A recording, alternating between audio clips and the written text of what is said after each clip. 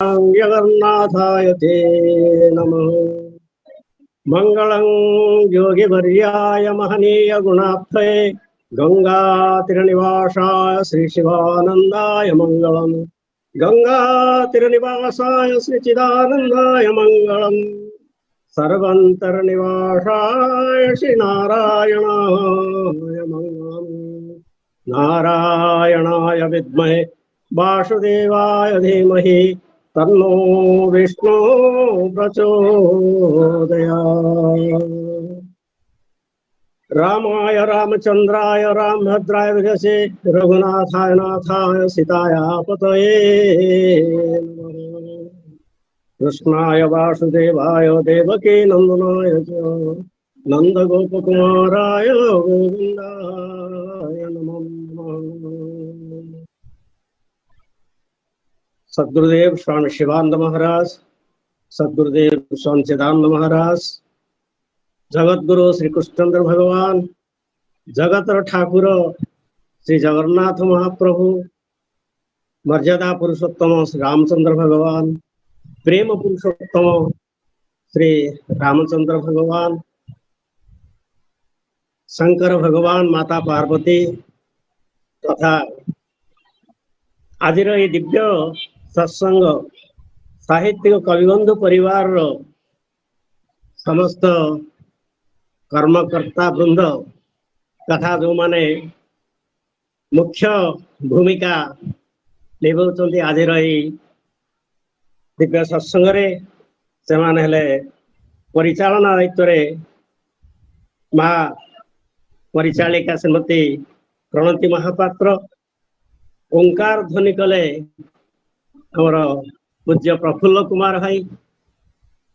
एवं सभापति श्रीयुक्त देवेंद्र कुमार नायक। शुभेच्छा से समस्तंकर शुभेच्छु जे शुभेच्छु से शुभेच्छा ज्ञापन करि परिबे से सबुबले समस्तंकर शुभेच्छु, मोर भी शुभेच्छु आ आपण समस्तंकर से शुभेच्छु आ साहित्यिक परिवार शुभेच्छु। शुभेच्छाटा हृदय भीतर बाहर मनरू बाहर नहीं पार्टी बाहर नहीं से भाई सी संपूर्ण हार्दिक शुभेच्छा जनाती समस्त सब से आमर पूज्य मार्गदर्शक उपदेष्टा पंडित श्रीयुक्त श्याम सुंदर दास महोदय एवं आमर सुंदर भाव हस हस मुहर धन्यवाद अर्पण करती रीता अपराजिता महांती एवं सभा सांग सब करती प्रफुल्ल कुमार दास महाशय। आज कहार पाली पड़े मुझे जानी ना कि शांति पाठ रति नारायण भाई यही समस्त सहित अन्य समस्ते जिते बंधु मान रहिले से समस्त को बहुत बहुत कृतज्ञता और धन्यवाद अर्पण करने सहित आमर जो शत्रुवृंद अच्छा आमर देखा जाए तो अनुपमा माँ आउ अन्य माँ मान को देखी पारुनी अक्षय भाई यही जिते श्रोता वक्ता अच्छा माँ मैंने अच्छा भाई मैंने अच्छा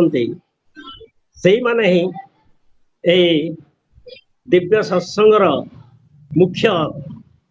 कारण श्रोता नथिले वक्ता काहू कहे।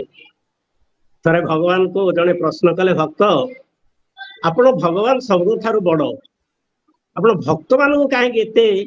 गुरुत्व दौरान भगवान कहले जदि भक्त मान न थांते मु भगवान हो पारि न थांती मोर गुणगान किए करता मोर अर्चना वंदना स्मरण ये सब गुड़ा किए कर मोर भक्त ही करे भक्त मान को जोगु ही आज भगवान हो पार्ची से सब से भक्त मान को अधिक प्राधान्य दियंती एवं रामचरित मानस कहगला श्रोता वक्ता ज्ञान निधि श्रोता को प्रथम स्थान दिहला वक्ता पर स्थान दिखाई भाई आपण मान चरण कमल सेवकर साष्टांग प्रणिपात पूर्वक आज जगतर नाथ जगन्नाथ जे समस्त घट घटवासी से सर्वत्र विद्यमान ईशावास मिदं सर्वं सबुठारे से अछंती जतिन जगत्या जगत टिके खाली स्थान नाही तांग पाई से संपूर्ण भाव में सबुठारे आवेश ही रही श्री जगतर नाथ जगन्नाथ कृष्ण भगवान राम भगवान से समस्त भगवान आमे आलोचना करिबा एवं जगन्नाथ तत्व आलोचना करिबा भितरे जगन्नाथ विषय हमर बहुत गुडे मो कहली काहाकू आमे भूल कहि परिबा नै से केद्र ठीक मध्य हम आलोचना करि परिबा नाही से एमती जहाको वेदर भी वर्णना कराई अपाणीपाद भाव एवं अनिर्वचनीय भाव अचिंत्य रूप ब्रह्म जी सी होते अचिंत्य अदृश्य चक्षुता चक्षुर दृष्टि शक्ति होती सी कर्ण ता कथा शुणी पार ना कर्णर श्रवण शक्ति सी ये जिते अंग प्रत्यंग समस्त शक्ति सी किए देख किए जान से समुद्र गभीरता माप करने जदि गोटे लवण प्रतिभा ता भीतर पकई दि जाए सी मिल से लवण प्रतिभा आम सी समुद्र तार गभीरता माप कर पारिबा नहीं आम तथापि आम जिते दूर पारुचे से भितरे समुद्र भितरे पहरी जिते गभीर को जापर से आम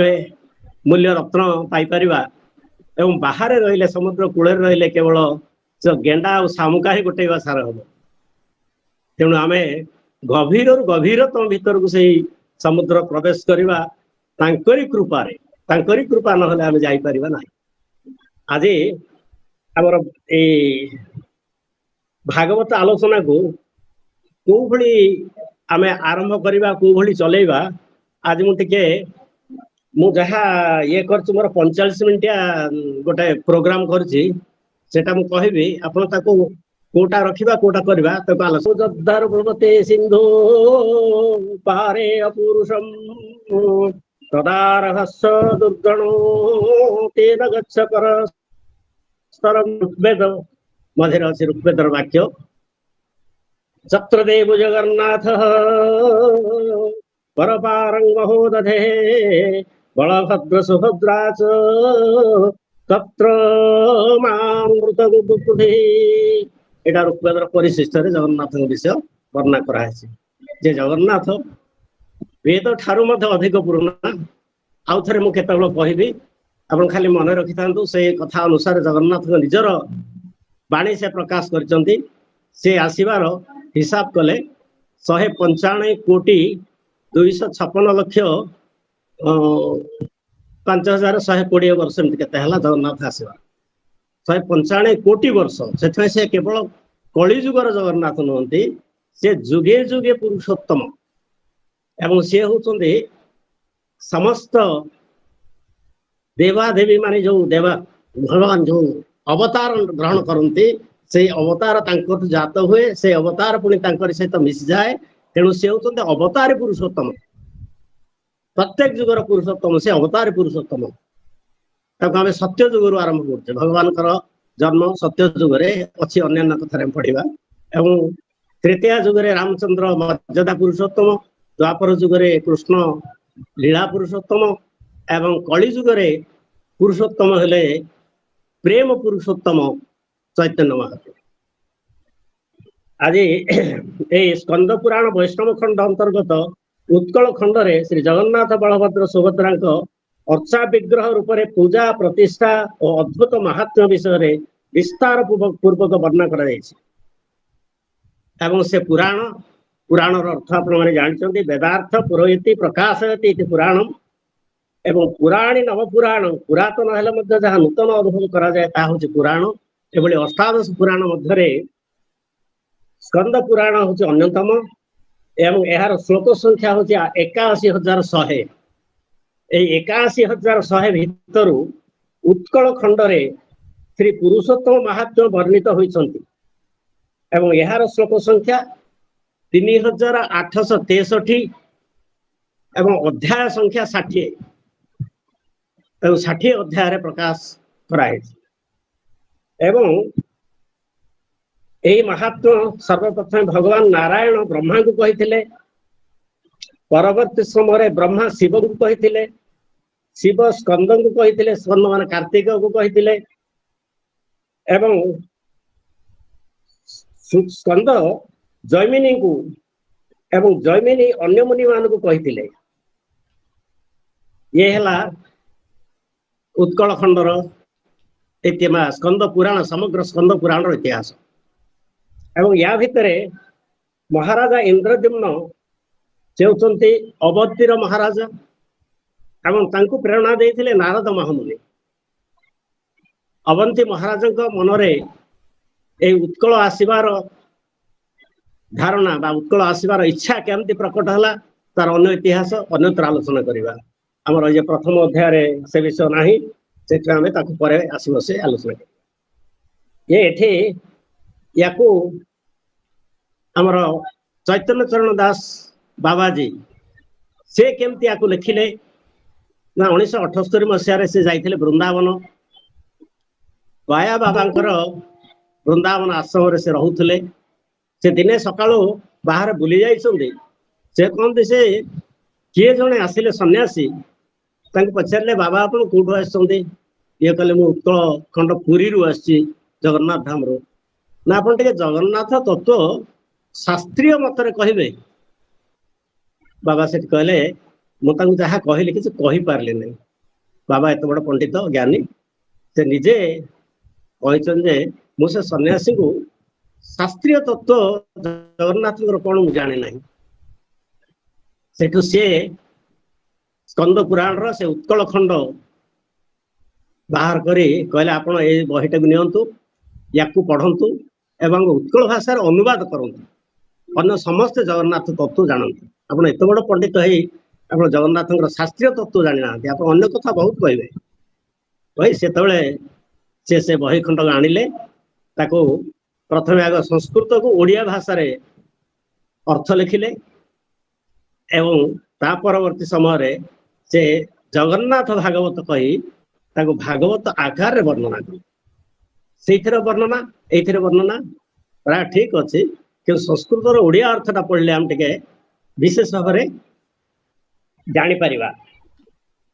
एवं या मु सकाळे आपण मान आगे कहवा पूर्व अभ्यास कली मोर से अभ्यास माने शिक्षक 2 घंटा प्रिपेयर कले ही घंटाटे पढ़े पार मु जदिव बहुत दिन तले यही पंचरात्र बेले सब एसब आगे पढ़ी पढ़ी कही से प्राय 4-5 वर्ष कथा ए भितर आलोचना करना से सका देखिली मु साधारण मो बर्तमान समय व्यापन देखु मु 10 मिनट समय नेली बर्तमान इंट्रोडक्शन दवाई आ संस्कृत गोटे अध्याय को तार श्लोक आ अर्थ सहित से मते 20 मिनट समय लगिला एवं भागवत जो ओडिया लिखाई तार मंगलाचरण 5 मिनट आउटा को पढ़े 10 मिनट एभली 20, 15, 35 मिनट आगर पूर्व प्रवचन 10 मिनट एमती मोट 45 मिनट समय मत लगे से 45 मिनट समय भितर मुझे बर्तमान शेष करने चाहूँगी आप बर्तमान मोर 10 मिनट पड़ेगा साधारण जो इंट्रोडक्शन बर्तमान मो पाठ ये पाठ करवा आप देखिए केमती कले भल हम आप सब आलोचना करेंगे हरे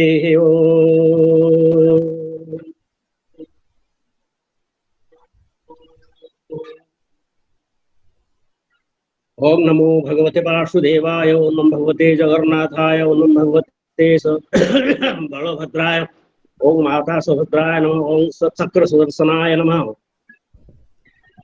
श्री पुरुषोत्तम जगन्नाथ क्षेत्र महात्म्य प्रथम अध्याय। नारायण नमस्कृत्यं नरचैव नरोत्तमं देवीं सरस्वती व्यासं ततो जयमुदीरयेत्। भगवान नारायण नरोत्तम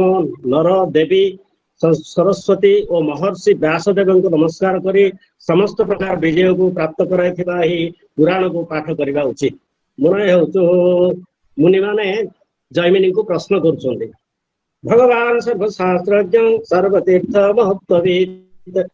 कथितं यतया पूर्वं प्रस्तुते तीर्थ कीर्तने पुरुषोत्तमाख्यं सुमहत् क्षेत्रं परम पावनं तत्रास्ते दारुवत्तनः श्रीशो मानुषो लीलया। एक समय मुनिगण महर्षि जैमिनी को संबोधन कर कहले हे भगवान आपण सर्वशास्त्रज्ञ समस्त तीर्थर महात्म जानती एपूर्वे तीर्थ महात्म कीर्तन संपर्क में परम पवित्र श्री पुरुषोत्तम नामक सुमहत क्षेत्र कथा उल्लेख करते जहिरे लक्ष्मीकांत नारायण मानव लीलार परिप्रकाश दारुमय कलेवर धारण पूर्वक विराजमान कर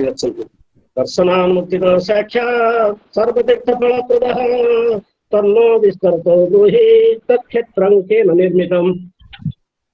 वर्तमान दर्शन मात्र ही साक्षात मुक्ति और सकल तीर्थर फल प्रदान करती से पवित्र क्षेत्र केउ व्यक्ति द्वारा निर्मित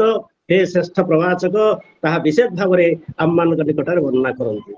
ज्योति प्रकाश भगवान साक्षात् नारायण प्रभु कथं दारुमय तस्मिन् आस्ते परम पुरुष। स्वयं से भगवान साक्षात नारायण परम पुरुष ज्योति स्वरूप हो क्यों कारण दारुमय रूप से पावन पुरुषत्व क्षेत्र में विराजित अच्छा प्रश्न गुड़ा मन रखी आम परवर्ती उत्तर गुड़ा आम जापर।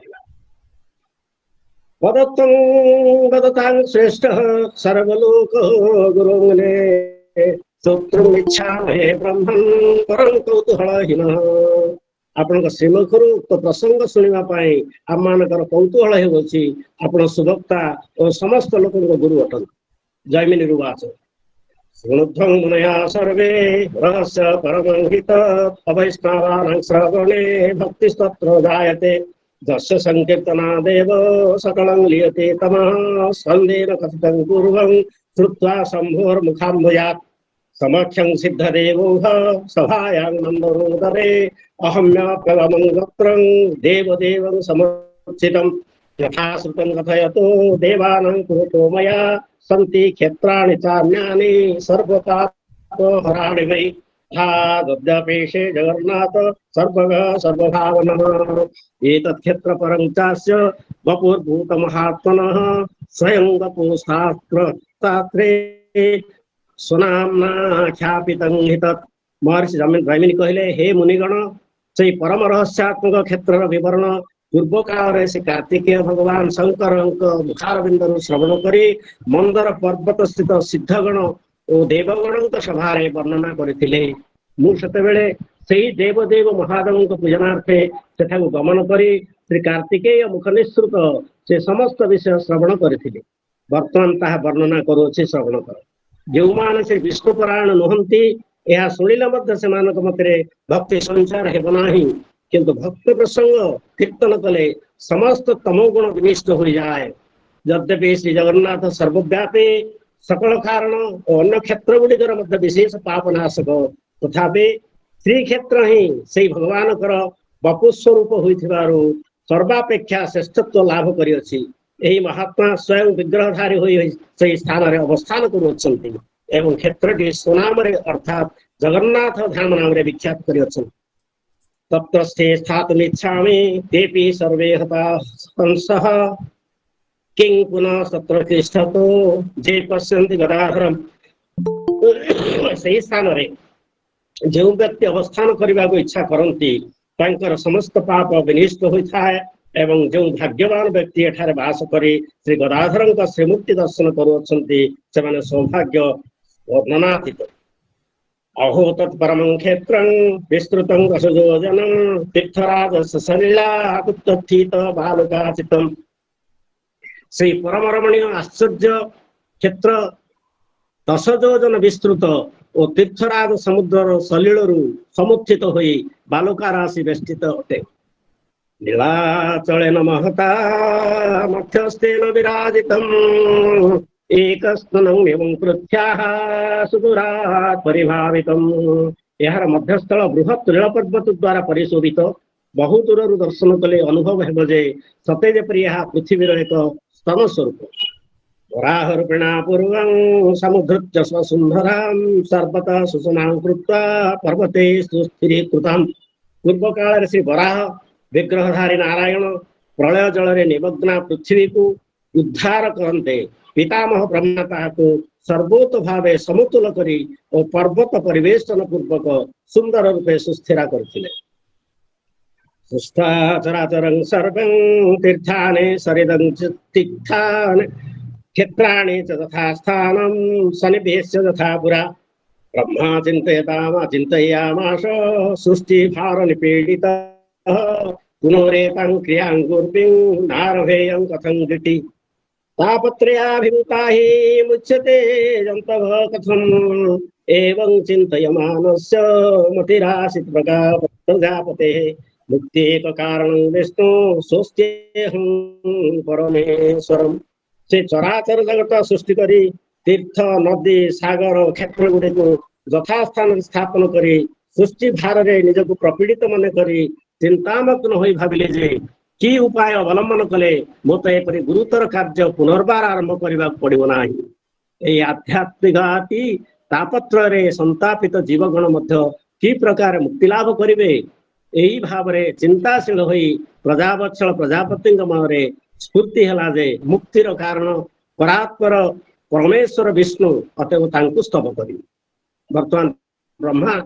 भगवान नारायण को स्तव कर नमस्ते जगदाधार शंख चक्र गदाधर जन्नाभि पंकजा देव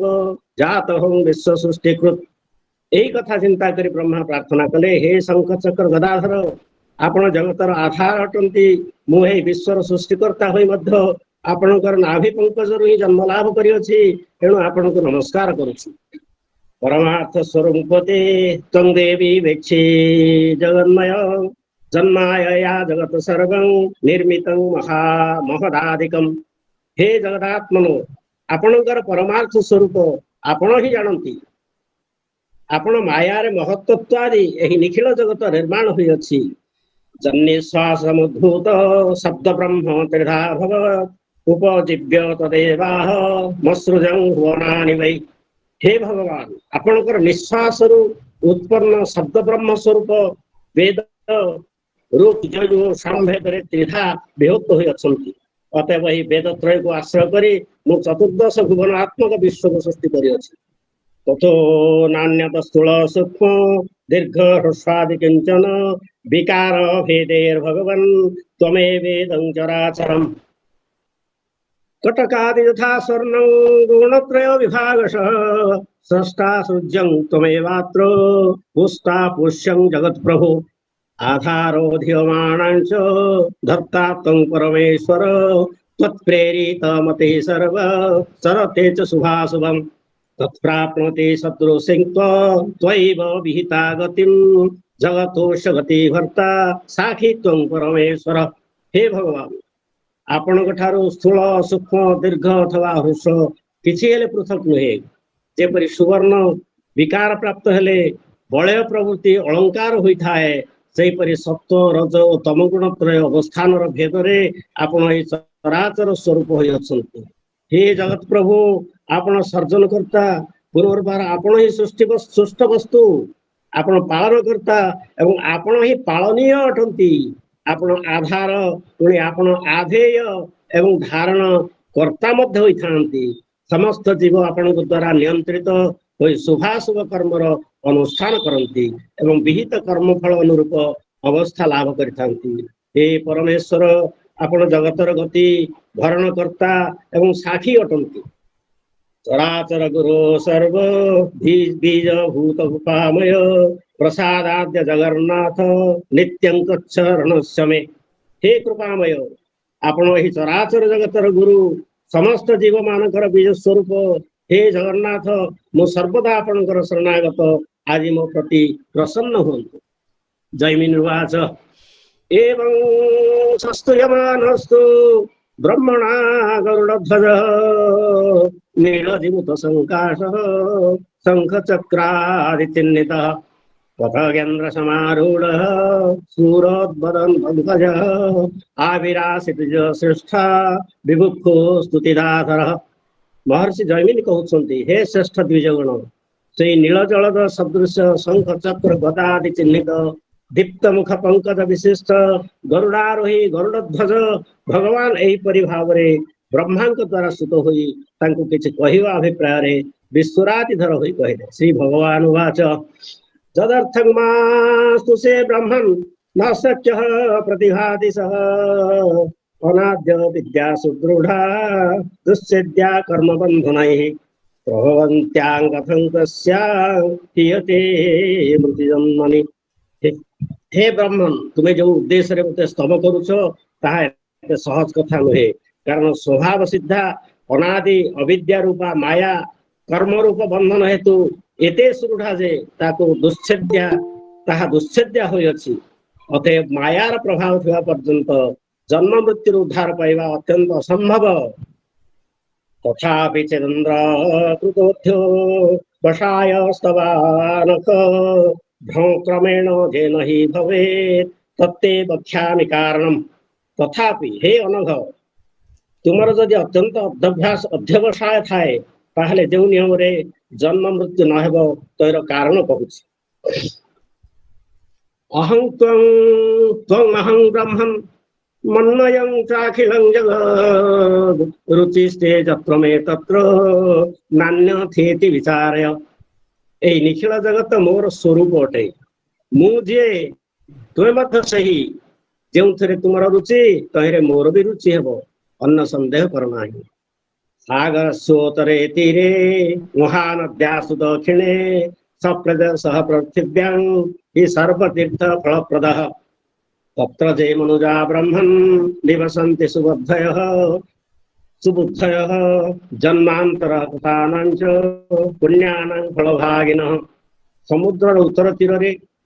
महानदी दक्षिण रे थिबा प्रदेशटे पृथ्वी मध्य सकल तीर्थर फल प्रदान करिथाए हे ब्रह्मन् से स्थान रे जो मनुष्य माने वास करती से बुद्धिवंत एवं पूर्व जन्मार्जित पुण्य फल को भोग करथांति नाल्प पुण्याः प्रजायन्ते ना भक्ता मयि पद्मज एकाम्र काननादुचाभोग दक्षिणो तदितिरभुः पदात् पदात् श्रेष्ठतमः क्रमात् परमभावनः सिन्धुतीरे जो ब्रह्मन् राजते नीलपर्वतः पृथिव्याङ्गोपितं स्थानं तव चापि सुदुर्लभम् सुरासुराणां दुर्गेयो मायायाच्छिद आच्छादितं मम जो मानकर अल्प पुण्य और उठार भक्ति नाही से स्थान रे जन्म ग्रहण कर पारंती नाही एकाम्र कानन भुवनेश्वर ठारू दक्षिण समुद्र तीर भूमि पर्यंत प्रत्येक पदक्षेप ही उत्तरोत्तर अपेक्षाकृत परम पवित्र बोली क्रमशः श्रेष्ठतम होई अछि सिंधु तीर रे जो स्थान रे नील पर्वत विराजित अछंती पृथ्वी मध्य रे उक्त स्थान के गोपनीय एवं को पक्षर मध्य से स्थान के अत्यंत दुर्लभ मो माया द्वारा समावृत होइथिबारु ता देवता और असुर मान पक्षे अति दुर्गय अटे सर्वसंग परित्यक्त तत्र तेष्टामि देहभृत क्षराक्षरवती क्रम्य वर्ते हं पुरुषोत्तमे शुष्क्यालयनाक्रान्तं क्षेत्रं मे पुरुषोत्तम यथा मे पश्यसि ब्रह्मन् रूपं चक्रादिचिह्नितम् ईदृशं तत्र गतैव द्रक्ष्यसे मां पितामह नीलाद्रेरन्तरभुवि कल्पन्य बोधमूलतः वारुण्यादिशि यत्कुण्डं रोहिणं नाम विश्रुतं तत्तीरे निवसन्तमा पश्यन्तश्चर्मचक्षुषा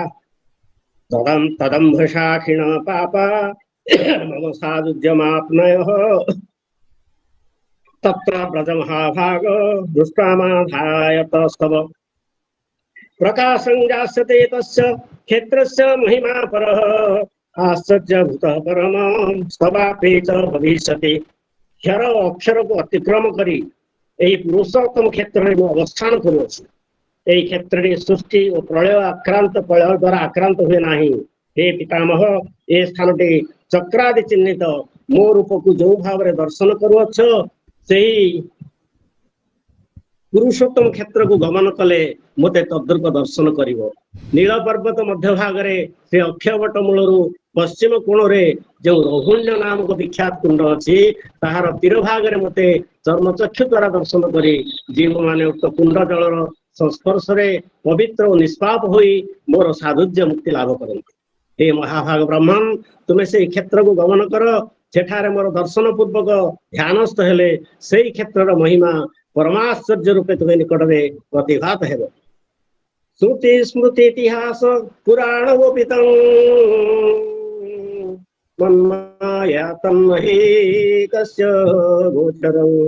प्रसादतो मे स्तुभक्तभवाधुना प्रकाशमायासिति सर्वगोचरम् से स्थान श्रुति स्मृति इतिहास पुराण रे मो माया द्वारा गुप्त ତୃପ୍ତ ହୋଇ ସମସ୍ତଙ୍କ ଅଗୋଚରରେ ରହିଅଛି। ବର୍ତ୍ତମାନ ତୁମ ସ୍ତବରେ ମୁଁ ପ୍ରସନ୍ନ ହୋଇଅଛି, ଅତଏବ ମୋ କୃପାରୁ ସେ ସ୍ଥାନ କ୍ଷେତ୍ରଟି ସମସ୍ତଙ୍କର ଗୋଚର ହୋଇ ପ୍ରକାଶ ଲାଭ କରିବ। ପ୍ରତେଷୁ ତୀର୍ଥେଷୁ च ଯଜ୍ଞଦାନୟୋଃ ପୁଣ୍ୟଂ ଯଦୁକ୍ତଂ ବିମଳାତ୍ମନ ଏତତ୍ ଅହର୍ନିବାସା ଲଭତେ ତୁ ସର୍ବଂ ନିମେଷବାସାତ୍ ଖଳୁ ଚ ସ୍ୱମେଧିକମ୍। ନିର୍ମଳ ସ୍ୱଭାବ ବ୍ୟକ୍ତିମାନଙ୍କର ବ୍ରତ, ତୀର୍ଥ, ଯଜ୍ଞ ଓ ଦାନ ଦ୍ୱାରା ଯେ ସମସ୍ତ ଫଳ ପ୍ରାପ୍ତି ହୁଏ, ସେଇ କ୍ଷେତ୍ରରେ ଏକ ଦିବାରାତ୍ରି ମାତ୍ର ବାସ କଲେ ସେ ସମସ୍ତ ଫଳ ମିଳିବ। ନିମେଷ ମାତ୍ର ବାସ କଲେ ଅଶ୍ୱମେଧ ଯଜ୍ଞର ଫଳ ପ୍ରାପ୍ତି ହୋଇଥାଏ। ଇତ୍ୟାଦି ସବିଧିଂ ବିପ୍ରା ସଦାସୌ ପୁରୁଷୋତ୍ତମଃ ପଶ୍ଚାତସ୍ତସ୍ୟ ତତ୍ରୈବ ପ୍ରଭୁରନ୍ତରଧୀୟତେ। ହେ ବିପ୍ରଗଣ,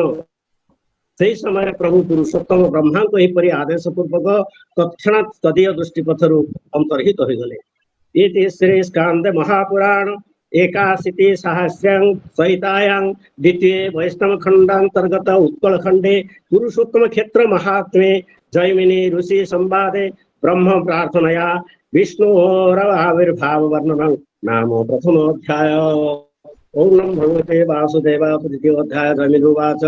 ततो ब्रह्मागमतुर्न जत्रास्ते भगवान् स्वयं स्तवान्तेषु यथा दृष्टस्तथा दाक्ष्यति प्रभु तदा।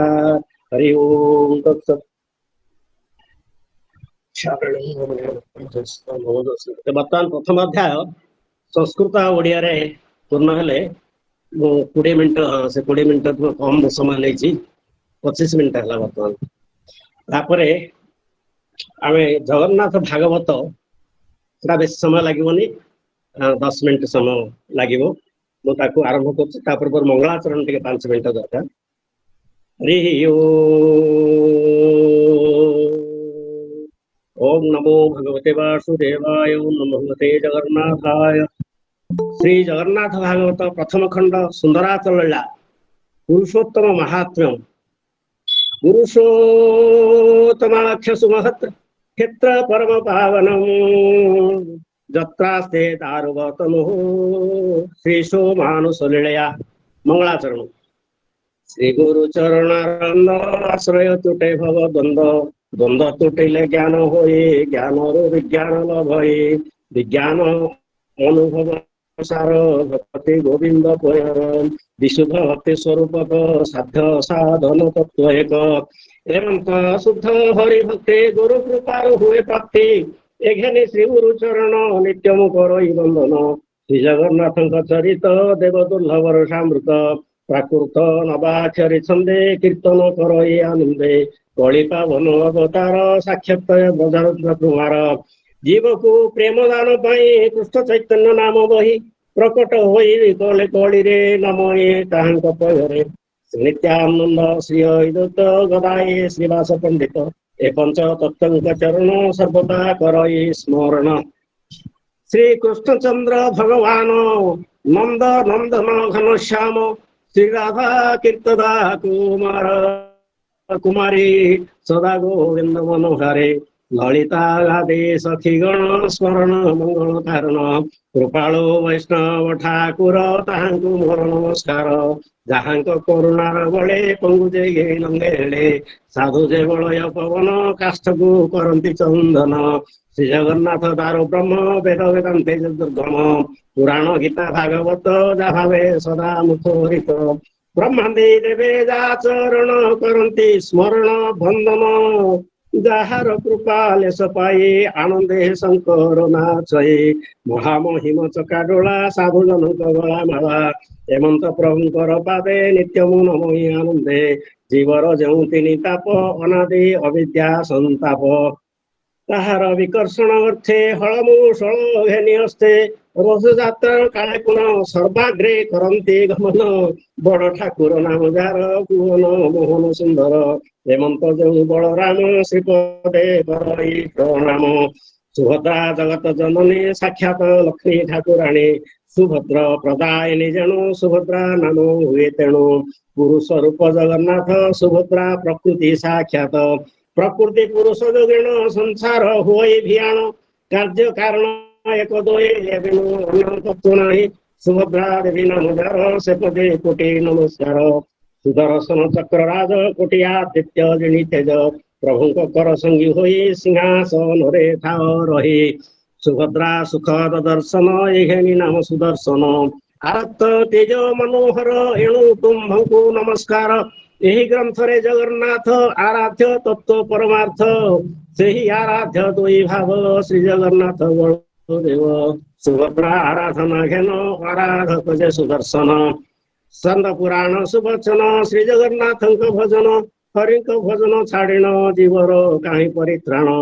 भजन हेले मिले भक्ति भक्ति रे जगन्नाथ प्राप्ति प्रभु को साक्षात होइले सेवानंद मिले भले सर्वसाधन फल यही सकल शास्त्र यह कही सकल पुरुषार्थ सार आगम निगम विचार श्री गुरु वैष्णव चरण स्मरण करी पुण पुण व्यास श्री चरण हृदय धारण करिण चैतन्य दास मोर नाम नामानुसारे नाही कर्म केवल आत्म सुख अर्थे संसारे भ्रम ही निरंते ज्ञान विहीन पापी जीव भोगुन थाई सरा परा भव घर जगन्नाथ गरीला रस अमृत सागर सदृश जहिरे मंदर पर्वत मझिण रही निश्चित न जाने सागर गति हस्ते बंथई मूढ़मती केवल श्री गुरु वैष्णव कृपारे होइछे संभव यद्यपि दोष त्रुटि थिब सुगुणे क्षमा आचरिब सुजन मानुक नयन दोषरे देखु थाई गुण यही भरोसा नहीं हृदय गीत जे रचयानंदे ओम अथ प्रथम नमो भगवते वासुदेवाय प्रथम अध्याय सार श्रीक्षेत्र प्रसन्न उत्तर कहती ऋषि जयमिनी शुणती सर्व ब्रह्म मुनि मुनयचु एक काल रे मुनि गण हरि चरणे दे मन जयमिनी पासे जाए कहती सिरे कर दे हे भगवान ऋषिवर तुम्हें तो ज्ञान सागर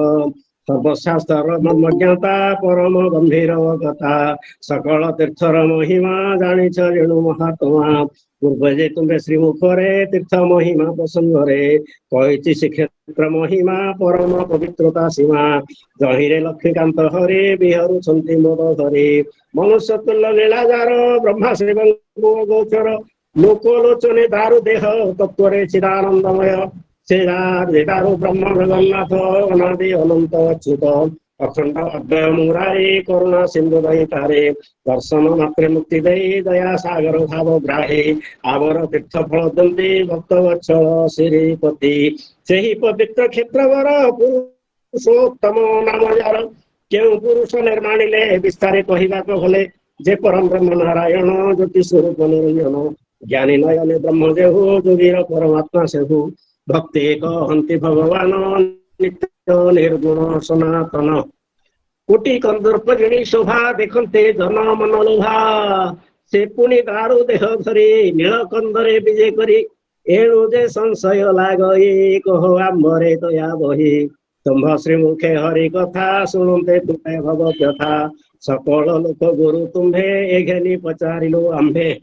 जय उवाच एबे हो शुण मुनि गण शुणी कहते ऋषि पुन पुरुषोत्तम क्षेत्रभूत परम रहस्य गुपत पूर्व काल रे कार्तिकेय धीर सुशांत महाशय शिवंक मुखरु शुणिले से पुणे ऋषि मुनि बेले मंदर पर्वत रे थाई कहती विष्णु पद ध्याये सेठारे सिद्ध देवगण आनंदे करंती श्रवण मोहर पूर्व भाग्य थिला दैवे से संग मिलिला जही कार्तिक भगवान अन्य अत्यंत प्रसन्न होइण कहती श्रीक्षेत्र महिमा ब्रह्मा न जाने जार सीमा मु शुणी ताहा जही कहबी शुण मन दे हरि विमुख जो जन अशांत हृदय मलिन श्रवणे भक्ति न जन्मये कथा कहले बुझाए एक कथा करिले श्रवण नाश करई तनु गुण यद्यपि देव जगन्नाथ सर्वव्यापक परमार्थ सकल कारण तारण अनादि परम कारण पाप ताप को विनाशन्ति भक्त को अभय दियन्ति ताहांक अभिनय धाम पवित्र पावन परम सकल तीर्थ चूड़ामणि जहे भी गए चक्र पाणी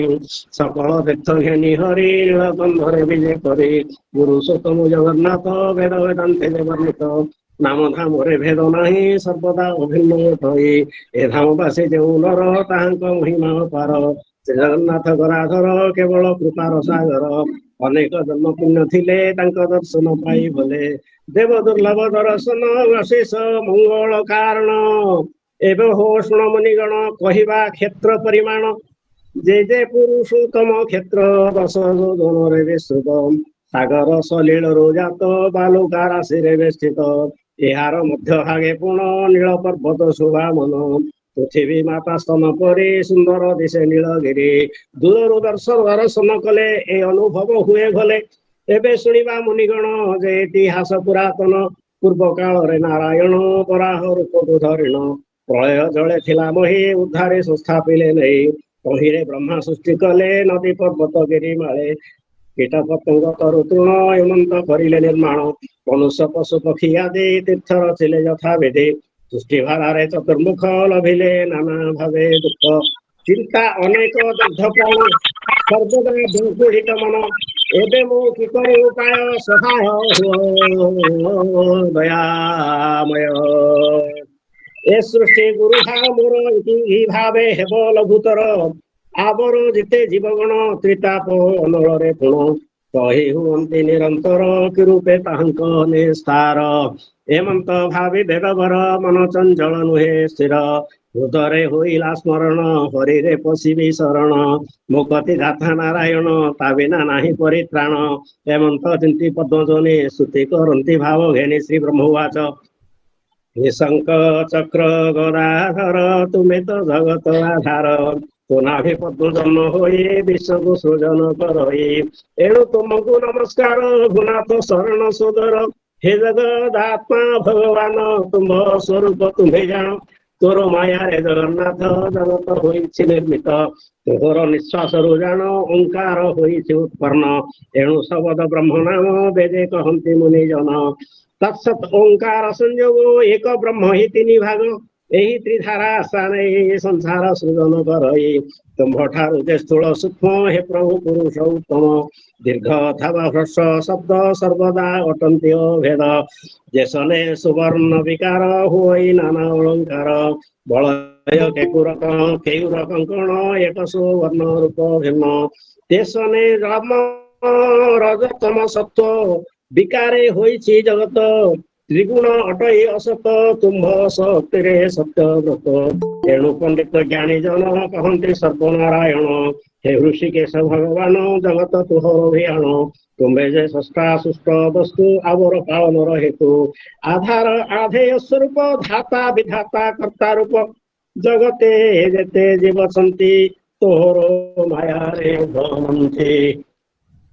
शुभ शुभ कर्म मान करुण करते पुनः पुनः पुणे विहित कर्म करी खेलती माया कुआ बरी हे नाथ कमलांक पति तुम्भे जगतर गति पालन पोषण भरण सकल साथी नारायण हे विश्वगुरु भगवान सकल जीवन कारण हे जगन्नाथ चक्रधर मु तुम चरण किंकर मो प्रति होइबा प्रसन्न करुणा सिंधु भगवान जैमिनी उवाच जैमिनी कहन्ति हर से शुण हे मुनि गण तोषे ब्रह्मास्तुते वश होई दक्षिणे प्रभु भाव ग्राही नील तल जल नील जल तनु वर्ण हस्तरे शंख चक्र चिन्ह कोटि आदित्य जेणी तेज सुंदर सोए चतुर्भुज श्रीमुख पंकज सुंदर हृदय कौस्तुभहार गरुड़ संध्यार हुण करि प्रकाश नारायण रंग धरे कुंदहास दिणये सरस पेउस ब्रह्मा वचन करने सुने हसे कहन्ति चक्रपाणी हे भगवान वाच हे चतुर्मुख पद्मजने कहिल परिवाणी माया मोहित जीवगण दुच्छेद्य कर्मर बंधन अनादि अविद्यारे पड़ी निज निस्तार पथ हुड़ी हेमंत माया वश जीव उद्धार हेबा असंभव तथापि कहबी उपाय जेणे तुटेब माया मोह जन्म मरण नहिब निश्चय मुक्ति लभिब जगते देखी मो स्वरूप वंजिलो हिबे भव कृपा तुम्भे मोहरे भिन्न नाही एक कथा कहिली बुझाई जहिरे तुम रुचि होई तहिरे मोर रुचि थाए एणे जे संदेह न कर हसी कहती चक्रधर लवण समुद्र तीरे महानदीर दक्षिण रे जो प्रदेश अच्छी रही पृथ्वी मध्य श्रेष्ठ सही सकल तीर्थ फल पाई हे ब्रह्मा शुण मन दई से पवित्र क्षेत्र स्थाने निवास करती जे जने पूर्वजन्मर पुण्य फल भोगंती सही सर्व काल निश्चय बुद्धिमंत से अंते परम गति पाई मुठारे जार भक्ति नाही पुण्यर बल जान थाए तहिरे जन्म नही तार एवं हो शुणु वेदवर एकाम्र कानन जा नाम भुवनेश्वर शिव धाम सेठारु दक्षिण सागर पर्यंत पुण्यर संचार पद को पद पुण्य फल निश्चय करती लभंती सकल समुद्र तीरे नीलाचल भुवन पावन मंगल पृथ्वी मध्य गुप्त से तुम्हु दुर्लभ अटई मोहर माया रे आवृत तेबे असुरे अविदित मु सर्व संग परिहरी सचिदानंद देह धरी पुरुषो उत्तम क्षेत्र रे रहिण थाई निरंतरे प्रलय तहिल लागई अव्यक्त व्यक्त रूपे थाई हे पितामह वेदवर सर्व संशय करी दूर मोरूप चक्रादि चिन्हित दर्शन करिल साक्षात मोहर आदेश घेणीण श्रीक्षेत्र कर मन तहिरे देखी मोर रूप अद्भुत ऐश्वर्य स्वरूप नील पर्वत मध्य स्थित कल्प घट विराजित ताहार वायु गुणे जान रोहिणी नामे कुंड पुण तातीर भागे मुहि थाए चर्म नेत्र देखई तक्षणे हुंती निष्पाप आउ न लागे तिनि ताप रोहिणी कुंड जल छुई हुंती मुखत सदाई हे महाभाग वेदवर चंचल मन स्थिर कर पुरुषोत्तम क्षेत्र जाए मोहर पद हृदय ध्याए क्षेत्र महिमा देखिब वैकुंठ गति तुलभिब तुम स्तुतिरे होई दोष कहली मार्ग उपदेश तुमको परिण निमित्त से क्षेत्र अत्यंत गोपत लोकलोचने प्रकाशिब संसार मुक्ति लभिब शुद्ध स्वभाव जो जन करिण तीर्थ व्रत दान जो फल को न लभे श्रीक्षेत्र वासे ताहा पाई जे अश्वमेध यज्ञ फल निश्चय लभंती सकल तेबे हो मुनिगण शुण एमंत कही नारायण तक्षण हेले अंतर्हित स्कंद पुराण चरित व्यासता करिले वर्णन सुजने शुणु देई मन इति श्री स्कांधे पुरुषोत्तम क्षेत्र प्रश्न नाम प्रथम अध्याय भगवते वासुदेवाय द्वितीय अध्याय काकर मुकटि देखिण जन्म होइले खेद मन लक्ष्मी सार उपदेश द्वितीय अध्याय प्रकाश हरि ओम तत्सत् भीमश्याभृणभंग मुनिपति भ्रम जल शुद्धं शुद्धं मम दोषन विद्यते हरि ओम तत्सत् एवढी ठीक आमर 45 मिनिट सकाळ एक थे 40 मिनिट भितर आमर समस्त प्रोग्राम कार्यक्रम सरला तापरे कौन करा जीव आपण माने ठीक करंतु जे भगवान से जगन्नाथ होचंते देवता मध्य तांकर कथा को जानी पारंत नाही सेथमे देव दुर्लभ रसामृत बोली ताको वर्णना कले एवं से भगवान जो समस्त बारंबार अवतार ग्रहण करती से अवतार पुरुष ठारू जगन्नाथ जगन्नाथ अवतार पुरुष ठारू अलगा से सबुबले अछंती एवं सबुबले से भली रहंती एवं आउ गोटे स्थान रे केतल समय पाइले मु कहबी से जेतबेले सिंहासन रे प्रतिष्ठा हले से मनुष्य स्वर रे कहले राजा को जे केबे आसिले मु आसीबार केते वर्ष हला एवं मु ब्रह्मांकर आउ जो अछि आउ गोटे परार्थ अछि ब्रह्मांकर दुईटा परार्थ गोटे 50 वर्ष कटि गलाडी जगन्नाथ ब्रह्मांकर वर्तमान ब्रह्मांकर 50 वर्ष 51 वर्ष चलछि प्रथम परार्थ गला पर द्वितीय परार्थ चलछि से कहले ब्रह्मांकर द्वितीय परार्थ शेष पर्यंत मो रहिबे छि हां माने आपण माने हिसाब करिए गोटे परार्थ केते आ अन्य समय हिसाब करबा एवं सेठी ये वर्णना कले भगवानकर कथा सेठी जगन्नाथ बड़ ठाकुर बलभद्र को बड़ ठाकुर कहले से कहीं बड़ भाई आ सुभद्रा माँ तांकु जो वर्णना कले जगन्नाथ हेले पुरुष एवं सुभद्रा हेले प्रकृति एवं पुरुष और प्रकृति मिसिले ही सृष्टि रचना हो पारिबो जहाँ को मुझे कही जे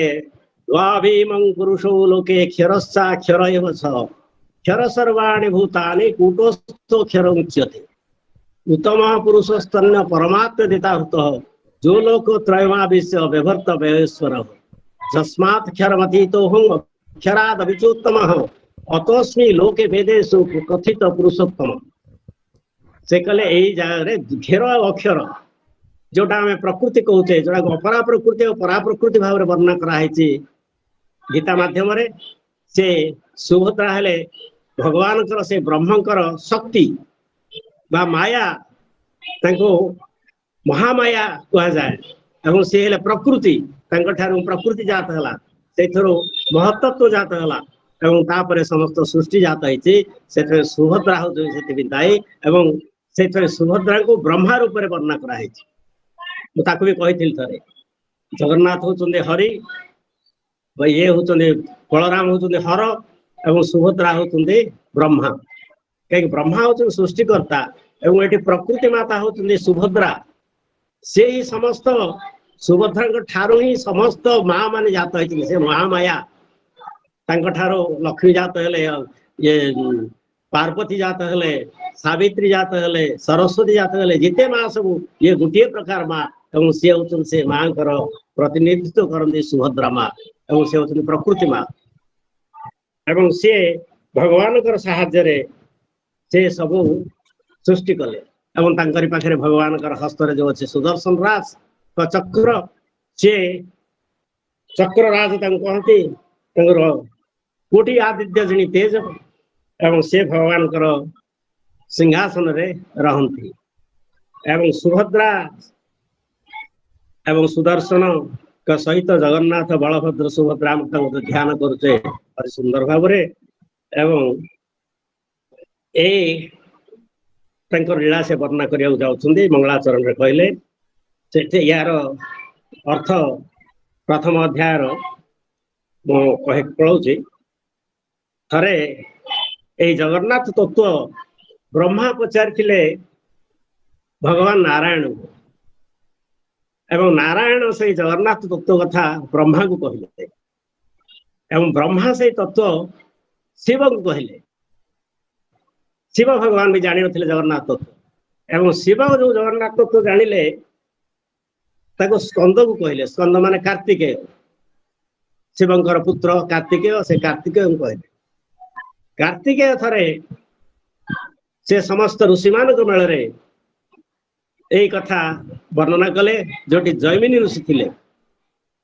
एवं से जैमिनी ऋषि वर्तमान अन्य ऋषि मान को से जगन्नाथ तत्व कथा वर्णना करेणु ये जैमिनी उवाच बोली वर्णना है से मुनि माने प्रश्न कले जे जोठे दारु ब्रह्म जगन्नाथ अनादि अनंत अच्युत अखंड अव्यय मुरारी करुणा सिंधु दैतारी जहाँ को दर्शन मात्रे भक्तर मुक्ति हो जाए तार कौन से कष्टपूर्ण साधना करिवार दरकार नहीं केवल भगवान को पाखे अखंड भक्ति शरणागति भजन कीर्तन एवं तांकरी प्रसाद सेवन एवं निजको संपूर्ण भाव में भूली संसार समस्त आसक्ति को त्याग करी तांकर शरणागति हेले से मुक्ति प्रदान कर बहु उदाहरण अच्छे परवर्त समय आलोचना करवा से परम ब्रह्म नारायण जे ज्योति स्वरूप निरंजन ज्ञानी नयन ब्रह्म देहु रोगीर परमात्मा से जोगीर परमात्मा से परम ब्रह्म जो मैंने ज्ञानी ताको ब्रह्म बोली कहती एवं जो मैंने जोगी परमात्मा कहती एवं आम जीव आम से ईश्वर भगवान का तीन ना ब्रह्म परमात्मा ईश्वर जीव आम ईश्वर अंश जीव अविनाशी आम हूँ से ईश्वर अंश एवं आम ना है ईश्वर एवं अन्य मान ब्रह्म एणु समस्ते दारू रे तैयारी हेले मतलब दारू ब्रह्म बोली कहती एवं से दारू ब्रह्म से एवं से ब्रह्म दारू रूप में अच्छी दारू ब्रह्म कि ब्रह्म दारू कहती ये सब गुड़ाक कहले एवं भक्त मान भगवान बोली कहती एवं शोभा को वर्णना कर अति सुंदर भाव कोटि कंदर्प जिणी शोभा देखते जनमन लोभा से पुणी दारु देह धरी नीलकंदरे विजे करी एक कथा मुनि मान प्रश्न जयमिनी कहते जे ये मु जो कथा कहली पूर्वे नारायण ब्रह्मा को कहले ब्रह्मा शिव को कहले शिव स्कंद शुणिले स्कंद ठार मुनि मैंने शुणिले एवं से गुड़ाक मु वर्तमान से समस्त कथा मु कहूची से कहले श्रवणे भक्ति न जन्म ये कथा कहली बुझाए माने हमर अशांत हृदय मलिन ए गोटाए जो पदटे रखिले चित्त शुद्धि नहले हृदय निर्मल नहले जहाँ कहने मन निर्मल एवं हृदय शुद्धि चित्त शुद्धि नहेले मनुष्य भागवत कथा श्रवण करिबा योग्य हब नाही जेमती हमर ब्रह्मसूत्र रे भगवान व्यास लिखिला बेले कहले ब्रह्मसूत्र ब्रह्म कथा किए जानिबा को योग्य अधिकारी कहले अथा तो ब्रह्म जिज्ञासा बोले यहाँ पर ब्रह्म जिज्ञासा करिवो कहा परे ता गोटे से कंडीशन रखिले से साधना चतुष्टय रे सिद्ध हेले का तुमे ब्रह्मर ऊपर प्रश्न करि पारि से साधना चतुष्टय अबे आलोचना करछे थरे कहिछि जे मनरे वैराग्य भाव आसियो कहबो भागवत पढ़िले भक्ति वैराग्य विवेक वैराग्य सट संपद मुमुक्षत्व मुख्यर इच्छा नथिले आध्यात्मिक मार्ग रे आसीबार कोनोसी लाभ नै आध्यात्मिक मार्ग को आसबाक हेले मुख्यर इच्छा दरकार मु मुख्य पाइबी मुख्य ही मोर परम लक्ष्य चरम लक्ष्य God realisation is the only aim in my life से गोटा जिनस आम कले ही आम ए मार्ग रे आस परिबा से कहउछु जार मनरे शुद्ध निर्मल हृदय निर्मल नाही से मते पाई परिबो नाही तथापि जगन्नाथ कथा सुनिले तम गुण नाश है राजगुण आसे रजगुण नाश है सत्वगुण आसे तांकर भजन कीर्तन कले तांकर गुणगान कले तांकर कथा श्रवण कले मनन कले कीर्तन कले निध्यासन कले मनुष्यर समस्त पाप दूर हो जाए अति सुंदर कथा कहले जे भगवान केवल धार्मिक को उद्धार करिवे सेमते नहीं से तो पापी मान उद्धार करने ना ना पतित पावन मु पतित पावन बाना उड़ाऊँ देख जो मैंने पतित मो पाखक आस जो मैंने पापी मो पाखक आस पापर मु उद्धार करी जो मैंने अज्ञानी मो पाखक आस ज्ञान प्रदान करी जो मानकर चित्त शुद्धि नुहे आसीजा मो पाखक चित्त शुद्धि हो मो प्रसाद सेवन कर मोर नाम गान कर मोर भजन कीर्तन कर भगवान से कथा कहले एणु कहले सकल कारण कारण आदि अनादि नारायण पाप ताप को विनाशंति अभय भक्त को अभय दियंती ताहांको अभिनय धाम पवित्र पावन परम सकल तीर्थ चूड़ामणि दही विदे चक्रपाणी समस्त तीर्थर ये हेले श्रेष्ठ चूड़ामणि भली जिते तीर्थ अच्छा आमर चारि धाम भितर सबु धाम ठार श्रेष्ठ धाम होती जगन्नाथ समस्त धाम दर्शन करने पर जगन्नाथ धाम को दर्शन न कले तार से धाम दर्शन असफल हो सफलता प्राप्ति पर ये आसब कम ये समस्त तीर्थ ये जमा होती नीलकंदरे विजय हरे पुरुषोत्तम जगन्नाथ वेदांत वर्णित वेद वेदांत वर्णना कर एठी जो माने जन्म हेबे से माने प्रकृत रे अनेक जन्मर पुण्य करथिले सेठी जन्म हो जो माने जन्म होते जो माने सेठी शरीर त्याग करते से मानकर मुक्ति हो जाए एणु आमर से विश्वास आमे मरण पर जगन्नाथ धाम रे से जो स्वर्गद्वार अच्छे से स्वर्गद्वार आम शेष कृत्य समापन करिवार इच्छा भक्त माने रखि थांती जदि भक्तर मन ना पिला माने सत्कार्य करत एणु से धामर से वर्णना करछन्ते एवं से कहले जो नीलकंदर पृथ्वी माता स्तन पर से दूर देखा जाऊ थाए नीलकंदर पहाड़ से नीलगिरी नीलकंदर उपरे से भगवान दर्शन करछन्ते एवं से नारायण वराह रूप धरी जो पृथ्वी जल से उद्धार करथिले एवं ताकू ब्रह्मा गिरी पर्वत मान सृष्टि करी ता ऊपर पृथ्वी को स्थापन कले एवं से तापर समस्त सृष्टि स्वर्ग पर विसर्ग जो गुड़ा कहते कीट पतंग तरुतृण एमंत करिले निर्माण मनुष्य पशु पक्षी आदि तीर्थ रचिले यथाविधि सृष्टि भारे चतुर्मुख लभिले नाना भावे दुख से सृष्टि करी माने विश्राम मिललानी विरक्त हो गले से कौन कले मुझे कष्ट पाऊँची ये जीव मैंने से भाई कष्ट पाऊँ कौन उपाय कले मु उद्धार हेबी त्रितापरु एवं ये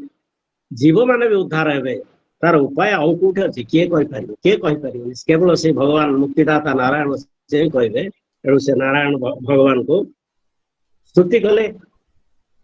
स्तुति करने भितर बड़ सुंदर स्तुति हे शंख चक्र गदाधर तुम्हें तो जगत आधार तुनाभे पद्म हो विश्व को सूचन कर हो एणु तुमको नमस्कार गुनाथ शरण सुधर ये सब गुड़ाक आपण सृष्टि कर सृष्टि कर आपणकर आदेश निर्देश आपण इच्छा ये सब गुड़ाक द्वितीय सृष्टि स्वर्ग तो आप कले पंचभूत सृष्टि कले आपण ब्रह्मर जो शक्ति सृष्टि कले माया सृष्टि कले प्रकृति सृष्टि कले महताद सृष्टि कले से पंचभूत सृष्टि कले पंचीकरण कले से सब गुड़ाक आप रखी मो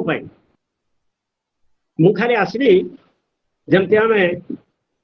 इटा पत्थर गुड़ी बाली सीमेंट खाड़ी सब रखीदे मिस्त्री आसो कम करमती ब्रह्मा कहले मु हसी से भाया कम करुच्ची मो सब जिन रखीदे आपण को बर्तमान से सहित ओंकार कथा कहते तोहर निश्वास जान ओंकार होइछे उत्पन्न एणु शब्द ब्रह्म नाम वेदे कहती मुनि जान तोर निश्वास ओंकार जात होती निश्वास वेद भी जात होती वेद मान भी भगवान पर विश्वास जात है एवं से ओंकार ओम तत्सत ओंकार को गले ताको ब्रह्म प्राप्ति हो पार ओंकार ध्यान उपर आमर उपनिषद अति सुंदर भाव में वर्णना कराई ओंकार आप भागवत भी वर्णना है गीतार भी वर्णना है अ उ म तीन अक्षर को आप अलग अलग अ को साधना कले कौन हम उ को साधना कले कौन हम म को साधना कले कौन हम एवं अ उ म तीन टा मिसे साधना कले कौन हम ये सब गुड़ाक वर्णना है भगवत गीता मध्यम भागवत एवं ये भी से कहले तीन भाग अच्छी त्रिधारा को आश्रय नहीं संसार सृजन करे मुझे आधार नहीं ओंकार के आधार कर स्थूल सूक्ष्म सब रचना करुच्ची जमती सुवर्ण को विभिन्न प्रकार आकार विकार शुद्ध सुवर्ण थी से किसी मिसई आम अलंकार गढ़ला भाई मुझे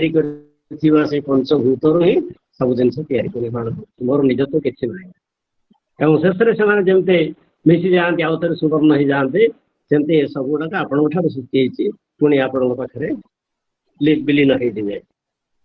एणु पंडित ज्ञानी जन कहते सर्वनारायण हे ऋषिकेश भगवान जगत तोहर अभियान तुम्हें जे षष्ठा सुष्ठ वस्तु आवर पालन हेतु आधेय आधार आधेय स्वरूप धाता विधाता कर्ता रूप भगवान से कथा कही तुम्हें जगतर गति पालन पोषण भरण सकल साक्षी नारायण हे विश्वगुरु भगवान सकल जीवर कारण से ब्रह्मा कहते मुझे आपन को ध्यान करुच्ची मत उद्धार करंतु मो सहित तो जीव माने जो अच्छा जीव मान के उद्धार कर जीव मैंने भी से त्रिता पर कष्ट पाँच आधि भौतिक आधि दैविक आध्यात्मिक कष्ट तांकर भी होची केमती अति सहजरे से उद्धार पाइबे मुझे सृष्टि करदेली किंतु से मुक्ति और गति दबार बाट मो पाखे मो हाथ में ना सी आपण धरी से उपायटा बतई दिखाँ कहले जमीन ये कहते जे ब्रह्मास्तुति बस हुई तक्षण भावग्राही नील जल तनु वर्ण हस्तरे शंख चक्र चिन्ह कोटि आदित्य जेणी तेज सुंदर सोए चतुर्भुज श्रीमुख पंकज सुंदर हृदय कौस्तुभ हार गरुड़ स्तंगे स्कंदे आरोहण करि प्रकाश नारायण रंग धरे मंदहास जिणई सरस पीयूष ब्रह्मा वचन कर्णे शुणी हसी कहती चक्रपाणी भगवान स्वरूप भगवान रूप जिते देखिए से सब हस हस मुखरे थे आमको गोटे कथा शिखाती सी सब हस हस मुहरे रह हस हस मुहरे मनुष्य केते रहे तार अंतरात्मा जदि संतोष आनंद मु आनंद मोर मनरे आउ किछि आवश्यक नहीं मोर कामना किछि नहीं कामना विनाश दुखर विनाश मो पार दुख किछि नहीं आनंद ही आनंद ते भगवान केते आवश्यक नहीं सब आवश्यक तांकर पूर्ण हो जाउची तांको कोन बा दरकार कोन बा से करि न पारंती जहा चाहिले ताहा करंती मनुष्य को मत तू मोर संतान तू मो परी हो मोर भली हस हस मोर सब संतोष रह कथा भगवान कहले भगवान ब्रह्मा कहते हे पद्म जोनि जहा हे पद्म चतुर्मुख पद्म जोनि जहा कहली परिमाणी माया मोहित जीवगण दुस्थित कर्मर सुमन हेले एमाने सब माया रे पड़ी जाइछन्ते सब जाक मोर मोर कहउछन्ते संसार टाको भोडी धरछन्ते आ मोर स्वरूप जानि पार नाहंती आ तुमे जे मु से मु होछि से ब्रह्म एवं ए समस्त प्राणी मध्य मोर थारु जात एवं उपाय मुक्तिर उपाय कहीदे शुण लवण समुद्र तीरे महानदीर दक्षिण रे जो प्रदेश अच्छे रही पृथ्वी मध्य श्रेष्ठ से सकल तीर्थ फल पाए हे ब्रह्मास्म मन दे से पवित्र क्षेत्र स्थान निवास करती जे पूर्वजन पुनर्जन्मर पुण्य फल भोगती तो हित काल गले से स्थान को जो मैंने जन्म होती से स्थान रे से माने मुक्ति पाई जाती एवं मुझे अच्छी गुप्त भाव तुमको दुर्लभ और मो मायार आवृत जो असुर देवा असुर मान कहीं जापारती ना मु सर्वसंग परिहरी सचिदानंद देह धरी पुरुष उत्तम क्षेत्र में रही न था निरंतर प्रलय तो ही नाग अव्यक्त व्यक्त रूप थाए मुझे सब रोचे अव्यक्त रूप व्यक्त रूप से रोचे एवं मोर से रूप ऐश्वर्य अपूर्व ऐश्वर्य रूप देखिब एवं नीलपर्वत मध्य मु अवस्थान करुच्ची ताहार वायु पुणे जान रोहिणी नाम कुंड नाम कुंड पुण रातिर भागे मुहि थाई चर्म क्षेत्र नदी जे देख से मु अवस्थान करुच्ची आप जीटा को देखिए पाप लगे ना रोहिणी कुंड जल छुई हमें मुकत सदाई हे महाभाग वेद बल चंचल मनस्य पुरुषोत्तम क्षेत्र जाई मोहर पद हुदे धाई क्षेत्र महिमा देखिए वैकुंठ गति तुम जदि पुरुषोत्तम क्षेत्र को जीव मो से दर्शन कर मोर महिमा को उपलब्ध कर मोर भक्त हो मत ही भजन करते तुम गोटे दिन बास कले गोटे मुहूर्त बास कले अश्वमेध यज्ञर फल प्राप्त हो एवं सेठी रहिले समस्त तीर्थर व्रत दान जेते सब अच्छी सब गुड़ाक श्रीक्षेत्र बासे ताहा पाई कहीदे भगवान अंतर्हित हो गले एवं ताको व्यास वर्णना कले जैमिनी ये कथा समस्त कहते आज भगवान क्षेत्रर महिमा तीर्थर महिमा एवं सेठी से सर्वदा अच्छी से कथा आज बुझे कहले परवर्ती द्वितीय अध्याय जो काकर मुक्ति जम कथा ये सब गुड़ाक आरंभ करवा जहा आज प्राय गोटे घंटा भितर ये सब गुड़ाक संस्कृत पारायण और संस्कृत अर्थ ओडिया पारायण ओडिया सामान्य मोर जहाँ शक्ति अनुसार सामान्य बुझे आज मोर प्रवचन को कथा आज ये सांग करवा आपण माने या परे आलोचना करेंगे जे या को भली भाव में आमे परवर्ती दिन मानक चलेगा निवेदन रखी समस्त पाखे समस्त विदाय नौ ओम पूर्णमद पूर्णमिदं पूर्णात् पूर्णमुदच्यते पूर्णस्य पूर्णमादाय पूर्णमेवावशिष्यते ओम शांति शांति शांति हरि ओम तत्सत् जय जगन्नाथ भगवान की जय व्यास भगवान की जय स्कंद पुराण की जय पुरुषोत्तम खंड की जय ब्रह्मा भगवान की जय समस्त मंगल आंदे हरि बोल हरि बोल। बहुत बहुत धन्यवाद आपन को। जा हो दारु ब्रह्म ब्रह्म दारु पुरुषोत्तम जगन्नाथ ए संपर्क रे आज आमे नूतन भाव रे आमर साहित्यिक कविबंधु परिवार रे स्कंद पुराण ए स्कंद पुराण रो प्रथम अध्याय आउ श्री जगन्नाथ भागवत आर प्रथम अध्याय ए दुईटी जाक आजिर विशिष्ट कथाभ्यास पंडित प्रवाचक ओडिशार जने मूर्धन्य यशस्वी विज्ञ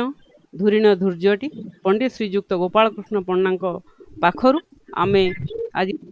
खूब सुंदर भाव रे पारायण सह तार व्याख्या आमे आज शुणिचंती। आमे अशेष कृतज्ञता ज्ञापन करिवो आपन को। जा हो आपण आजिर एई जो दुईटी जाक पुस्तक उपरे आपण खूब सुंदर भाव रे आलोचना भी रखिचंती। जा आपणकर वर्णना रे आपण देइचंती। आपणकर वर्णना अत्यंत मु अनुरोध करिवि अनुभूति रे जगन्नाथ शीर्षक रे तांकर आलोचना को आरंभ करिवे सुशिक्षक आमर साहित्य कविबंधु परिवार रो राज्य संयोजक श्रीजुक्त रतिनारायण राउत मध्य सुस्वागत भाई आपन को।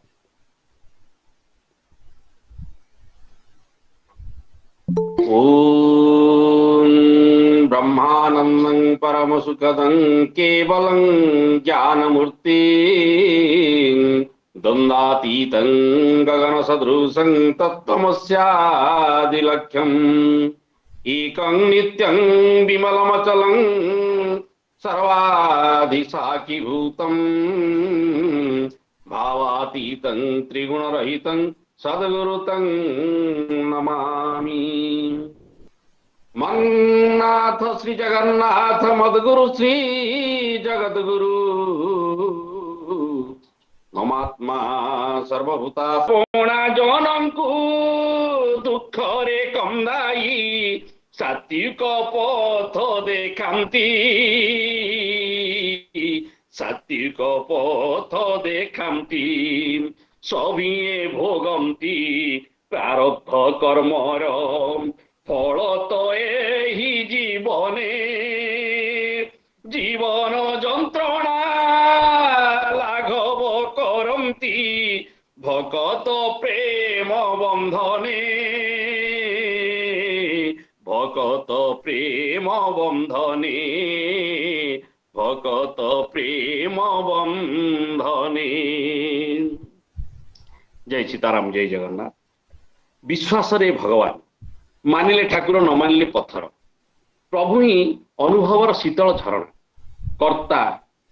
कारक से भाग्य को महाभाग्य रे परिवर्तन करिथांती से मनर रजुरे बंधा भाव विनोदिया मन को थरे ता पाखरे बिकिदेले ताकू खोजिले से आसी जाए मनर रुद्र द्वार खोली निर्मल मनर श्रद्धा भक्ति प्रीति समर्पण को परस लोड़ा एथिपई सूक्ष्म दृष्टि जागृत नहेले तांकर इंगित को सहजरे अनुभव करि हुएनि निष्काम भावनार चेतना तोली निये तांकरी आशीष मुकार विकार सब किछु को सुप्त करि देई पारे से सात्विक चिंता चेतना रे प्रति मुहूर्त रे से भावना कामना वासना रूप रे विद्यमान करंती हृदय रूपक दिव्य सिंहासन रे मह मह वासना छुटिया से धूप कर्पूर तुलसी अगुरु कर्पूर सुगंध रे चेताई दिए प्रभुंकर उपस्थित अनुभव ही केवल अनुभव करि पारे अनुभव ही केवल अनुभव करि पारे से दिव्य सत्ता। तेबे आसंतु एई भली गोटे घटना घटिथिला जेबे एई हरिचंदनपुर हमर घरटी द्वितीय छातटी पड़िथिला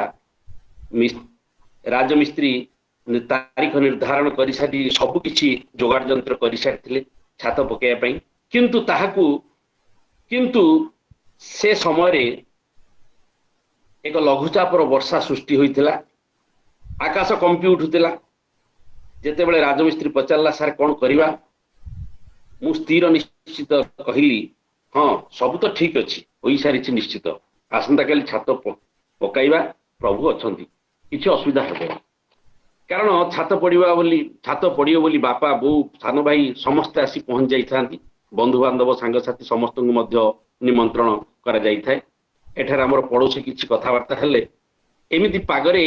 ये कोन छात पकाइबा को मन करछंती सबु तो भासी जीवो आमर जने संपर्क ज्वाई तांकु कहिले ତୁମେ ନନାଙ୍କୁ ଜାଣିନାହଁ, ସେ ଇଶାରା ପାଇଥିବେ ନିଶ୍ଚିତ, ଦେଖିବ କିଛି ହବନି। ଏ କଥା ଛାତ ପଡ଼ି ସାରିଲା ପରେ ଶୁଣିବାକୁ ମିଳିଥିଲା। ଆମେ ଦୁଇ ପ୍ରାଣୀ ପ୍ରଭୁଙ୍କୁ ଏକାଗ୍ର ଚିତ୍ତରେ ସବୁକୁ ସମର୍ପଣ କରି କହୁଥାଉ, ପ୍ରଭୁ ତୁମେ ଥାଉ ଥାଉ ଏ କାମ କେବେ ବ୍ୟାଘତ ହେବନି ପ୍ରଭୁ। ରାତିରେ ଶୋଇଲୁ, ରାତି ହଠାତ୍ 2ଟା 3ଟାରୁ ନିଦ ଭାଙ୍ଗିଗଲା। ରାତି 4ଟା ବେଳକୁ ମୋ ବୋଉ ମୋ ସହଧର୍ମିଣୀ ପଚାରୁଛନ୍ତି, ମାରେ ତୁ କଣ ଏତେ ଶୀଘ୍ର ଆଜି ଗାଧେଇ ଧୂପ ଦୀପ ଦେଇ ସାରିଲୁଣି? ସେ କହିଲେ, ନା ବୋଉ ମୁଁ ତ ଏଯାଏ ଗାଧେଇ ନାହିଁ। ଆଉ ସେ କହିଲା, ଏ ଘର ସବୁ କଣ ଏତେ ଧୂପ ଝୁଣା ବାସ୍ନାରେ ମହକୁଛି? ମୁଁ ସେଇଠାରୁ ଅନୁଭବ କରିଥିଲି, ପ୍ରଭୁ ତୁମେ ଆସିଲ ନିଶ୍ଚିତ, ଆଜି ଏ କାର୍ଯ୍ୟ କରିବାର ସୂଚନା ଦେଇଗଲ। ଅତି ଭୋରୁ ମିସ୍ତ୍ରୀ ଫୋନ କରି ମତେ ପଚାରିଲା, ଆଜ୍ଞା କଣ କରିବା, କାମ ବନ୍ଦ କରିଦେବା? ମୁଁ କହିଲି, ଆସ ତୁମର ସମସ୍ତ ଟିମ୍ ଓ ମେସିନ ଧରି ଆସ, କିଛି ଅସୁବିଧା ହବନି, ଆଜି ହିଁ ଛାତ ପଡ଼ିବ। ସବୁ କାର୍ଯ୍ୟ ସତକୁ ସତ ଶେଷ ହେଲା। ସୁନ୍ଦର ପାଗ, ତା ପରଦିନ ଯାଇ ବର୍ଷା ହେଲା। ସେଠାରେ ସମସ୍ତ ଲୋକ ଚକିତ ହୋଇ କହିଲେ, ଧନ୍ୟ ସାର୍, ତୁମର ସାହସକୁ ମାନିବାକୁ ପଡ଼ିବ। ମୁଁ ମନେ ମନେ ପ୍ରଭୁଙ୍କ ପାଖରେ କୃତଜ୍ଞତା ଜ୍ଞାପନ କରି କହୁଥାଏ, ଯିଏ ପ୍ରଭୁଙ୍କ ପାଖରେ ସମର୍ପଣ କରିଛି ନିଜକୁ, ନିଜର ଦୃଢ଼ ବିଶ୍ୱାସ ଅଛି, ତା କାମରେ କେବେ ଅସୁବିଧା ହେବନି। ଦ୍ୱିତୀୟ ଅନୁଭୂତି କି ଯିବା। ଏବେ ଏଇ ଯୋଉ ନିକଟ ଅତୀତରେ ଆମର ଯୋଉ ସାହିତ୍ୟ କବିବନ୍ଧୁ ପରିବାର ଯୋଉ ବାର୍ଷିକ ଉତ୍ସବ, ସେଇ ପ୍ରଭୁ ଶ୍ରୀକ୍ଷେତ୍ର ମାଟିରେ ହୋଇଥିଲା। ଆମେ ଏଠୁ ଆମ ସହଧର୍ମୀଙ୍କର ତ ବହୁତ ତାଙ୍କର ଶରୀର ଅସୁସ୍ଥ ଥିଲା ଏବଂ ଔଷଧକୁ ସାଙ୍ଗରେ ଧରି, ଝିଅକୁ ଧରି ମୁଁ ଚିନ୍ତା କଲି କିଭଳି ଯାଇକି ଠିକ୍ ସୁରୁଖୁରୁରେ ପହଞ୍ଚିବି। ଯେତେବେଳେ ଦେଖିଲି ଯେ ଟ୍ରେନଟି ଆମର ଯୋଉଟା ସିଧା ପୁରୀରେ ପହଞ୍ଚିବ, ସିଏ ରାତି 9ଟା ପରେ ପହଞ୍ଚିବ। ଆଉ ତାପରେ ଆମେ କେମିତି ଯିବୁ, କଣ କରିବୁ, ଏଇ ଚିନ୍ତା ମୋର ମୁଣ୍ଡକୁ ଘେରିଲା। ତେଣୁ ଆମେ ଚିନ୍ତା କଲୁ ବସରେ ପଳେଇବା, ନଚେତ ଟ୍ରେନରେ ପଳେଇବା। ଭୁବନେଶ୍ୱର ଯୋଉ ଖୋର୍ଦ୍ଧା ଟ୍ରେନ ଯାଉଛି, ଖୋର୍ଦ୍ଧା ଭୁବନେଶ୍ୱର ପର୍ଯ୍ୟନ୍ତ ପଳେଇବା, ସେଠୁ ପୁଣି ଦେଖିବା ଟ୍ରେନରେ କିମ୍ବା ବସରେ କୋଉଥିରେ ଯିବା। କିନ୍ତୁ ଆମେ ତା ପରବର୍ତ୍ତୀ ଟ୍ରେନରେ ଏଠୁ ହରିଚନ୍ଦନପୁର ବସି ଭୁବନେଶ୍ୱର ଷ୍ଟେସନ ଓହ୍ଲେଇଲୁ ଏବଂ ସେତେବେଳକୁ ଦିନ 12ଟା ହେଇସାରିଥିଲା। ଭୋକ ବି ଲାଗିଲାଣି, କିଭଳି ଯିବା। ମୁଁ ଭାବିଲି ପରବର୍ତ୍ତୀ ଟ୍ରେନରେ ଯିବା, କିନ୍ତୁ ସହଧର୍ମିଣୀ କହିଲେ, ନାଇଁ ଯାହା ପାଇବା ସେଥିରେ ପଳେଇବା। ଆଉ ମୁଁ କହିଲି, ମୁଁ ତ ଜାଣିନି ଏଠି କୋଉଠି ବସ ଲାଗେ, କଣ କରି, ଏଠୁ କେମିତି ଯିବା, କଣ କରିବା। ଠିକ୍ ସେଇ ସମୟରେ ଜଣେ ବୃଦ୍ଧ ବ୍ୟକ୍ତି ଆସି କହିଲେ, ତାକୁ ଡାକିଲେ, ମାଲୋ ଆଉ ତୁ ପୁରୀ ଯିବୁ ତ, ଏଇଠି ବସ ଏଇଠି ଅଛି, ଆଏ। ଆମେ ଭାବିଲୁ ଜଣେ ଡାକୁଛନ୍ତି ଏତେ ଶ୍ରଦ୍ଧାରେ, ତାହେଲେ ବ୍ୟାଗ ଧରି ଚାଲ ଯିବା। ଆମେ ତାଙ୍କ ସାଙ୍ଗରେ ଆସିଲୁ, ସିଏ ଆମକୁ ବସକୁ ଚଢ଼େଇ ଦେଲେ। ଅବଶ୍ୟ ବସରେ ଆମେ ସିଟ୍ ପାଇଲୁ, ବସିଲୁ। ତାପରେ ଆମେ ଆସିକି ଯେତେବେଳେ ପହଞ୍ଚିଲୁ ବଡ଼ଦାଣ୍ଡରେ ମାଉସୀ ମା ମନ୍ଦିର ପାଖରେ ପହଞ୍ଚିଲୁ। ସେ ବସ୍ ଆଣିକି ବଡ଼ଦାଣ୍ଡ ମାଉସୀ ମା ପାଖରେ ଲଗେଇଦେଲା ଏବଂ ଆମେ ସେଠି ଖାଦ୍ୟ ଗ୍ରହଣ କରି ଯାହା ହଉ ଫୋନ୍ ଫାନ୍ କରିକି ଭଉଣୀଙ୍କ ସହିତ ତାପରେ ତ ପରବର୍ତ୍ତୀ ଅବସ୍ଥାରେ ଆମେ ଯାଇ ପହଞ୍ଚିଗଲୁ ଏବଂ ଆମେ ଚିନ୍ତା କଲୁ ଯେ ଆମେ ଶୀଘ୍ର ପହଞ୍ଚିଲେ ଯାଇ ପ୍ରଭୁ ଜଗନ୍ନାଥଙ୍କୁ ନିଶ୍ଚିତ ଭାବେ ଆଜି ଦର୍ଶନ କରିବା। କାଲିଠୁ ପ୍ରୋଗ୍ରାମ ଆରମ୍ଭ ହେବ। ଯାହା ହଉ ଏଭଳି ଭାବେ ସନ୍ଧ୍ୟାରେ ପୁଣି ଆମେ ସମସ୍ତେ ମିଶି ଆଉ ପ୍ରଫୁଲ୍ଲ ଭାଇ, ଭାଉଜ ଏବଂ ଆମେ ସମସ୍ତେ ମିଶି ଯାଇ ଭଲ ରକମ ପ୍ରଭୁଙ୍କୁ ଦର୍ଶନ କଲୁ ଏବଂ ଆସିଲୁ। ଏଇଭଳି ଛୋଟ ଛୋଟ ଅନୁଭୂତି ତ ଅନେକ ଅଛି। ଆଉ ଗୋଟେ ମୋ ଜୀବନର ଅୟମ ଆରମ୍ଭରୁ ତିକ୍ତ ଏବଂ ଅନୁଭବ ମୋ ଜୀବନକୁ ଯଥେଷ୍ଟ ବାଧିଥିଲା, କିନ୍ତୁ ପ୍ରଭୁଙ୍କୁ ଯେ ଧରେ ସ୍ୱଚ୍ଛ ମନରେ କର୍ତ୍ତବ୍ୟ କରିଥାଏ, ପ୍ରଭୁ ନିଶ୍ଚୟ ମହା ବିପଦରୁ ଟାଳିଥାନ୍ତି। ଏ ମୋର ଅଙ୍ଗେ ନିଭେଇବା କଥା। ଅନେକ କଥା ଅଛି, ତଥାପି ମୁଁ ପ୍ରକୃତରେ ପିଲାଟି ଦିନରୁ ଆମର ବିଶ୍ୱଗୁରୁ ବାୟା ପାଗଳାଙ୍କର ଜନ୍ମସ୍ଥାନ ଆମର ବାବା ଥିଲା ବେଳଠାରୁ ରାମାୟଣ ସେଠି ନବାନ୍ନ ପାରାୟଣ ହୁଏ। ଏ ଓଡ଼ିଶାର ଦିଗ୍ଗଜ ପାଲାକାର ମାନେ ଏବଂ ପରବର୍ତ୍ତୀ ଅବସ୍ଥାରେ ଦିଗ୍ଗଜ ପ୍ରବଚକ ମାନେ କିଏ ଯେ ବଳରାମପୁର ଗ୍ରାମକୁ ନ ଯାଇଛନ୍ତି ତାହାର କିଛି ଠିକଣା ନାହିଁ। ନିଶ୍ଚିତ ଭାବେ ସମସ୍ତଙ୍କ ପାଦ ସେଇ ପବିତ୍ର ଭୂମିରେ ପଡ଼ିଛି। ମୁଁ ଛୁଆଟି ଦିନରୁ ସେଇ ରାମାୟଣ ପାଖରେ ବସେ। ମୁଁ ଯେତେବେଳେ ଗ୍ରାଜୁଏସନ କରୁଥିଲି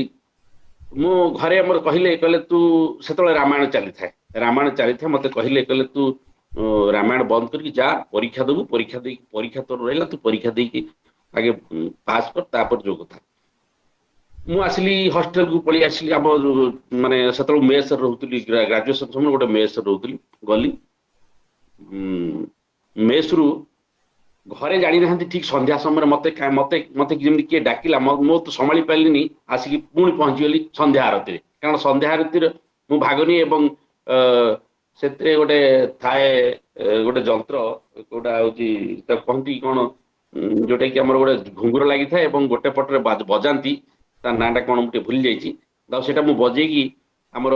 ଅଗଣୀ ମହାରାଜ ଥାଆନ୍ତି, ସେ ଗାଆନ୍ତି, ମୁଁ ତାଙ୍କ ସହିତ ଗାଏ ଏବଂ ଏଇଭଳି ଭାବେ ସନ୍ଧ୍ୟା ଆରତିଟା ବହୁତ ଭଲ ହୁଏ। ଆଉ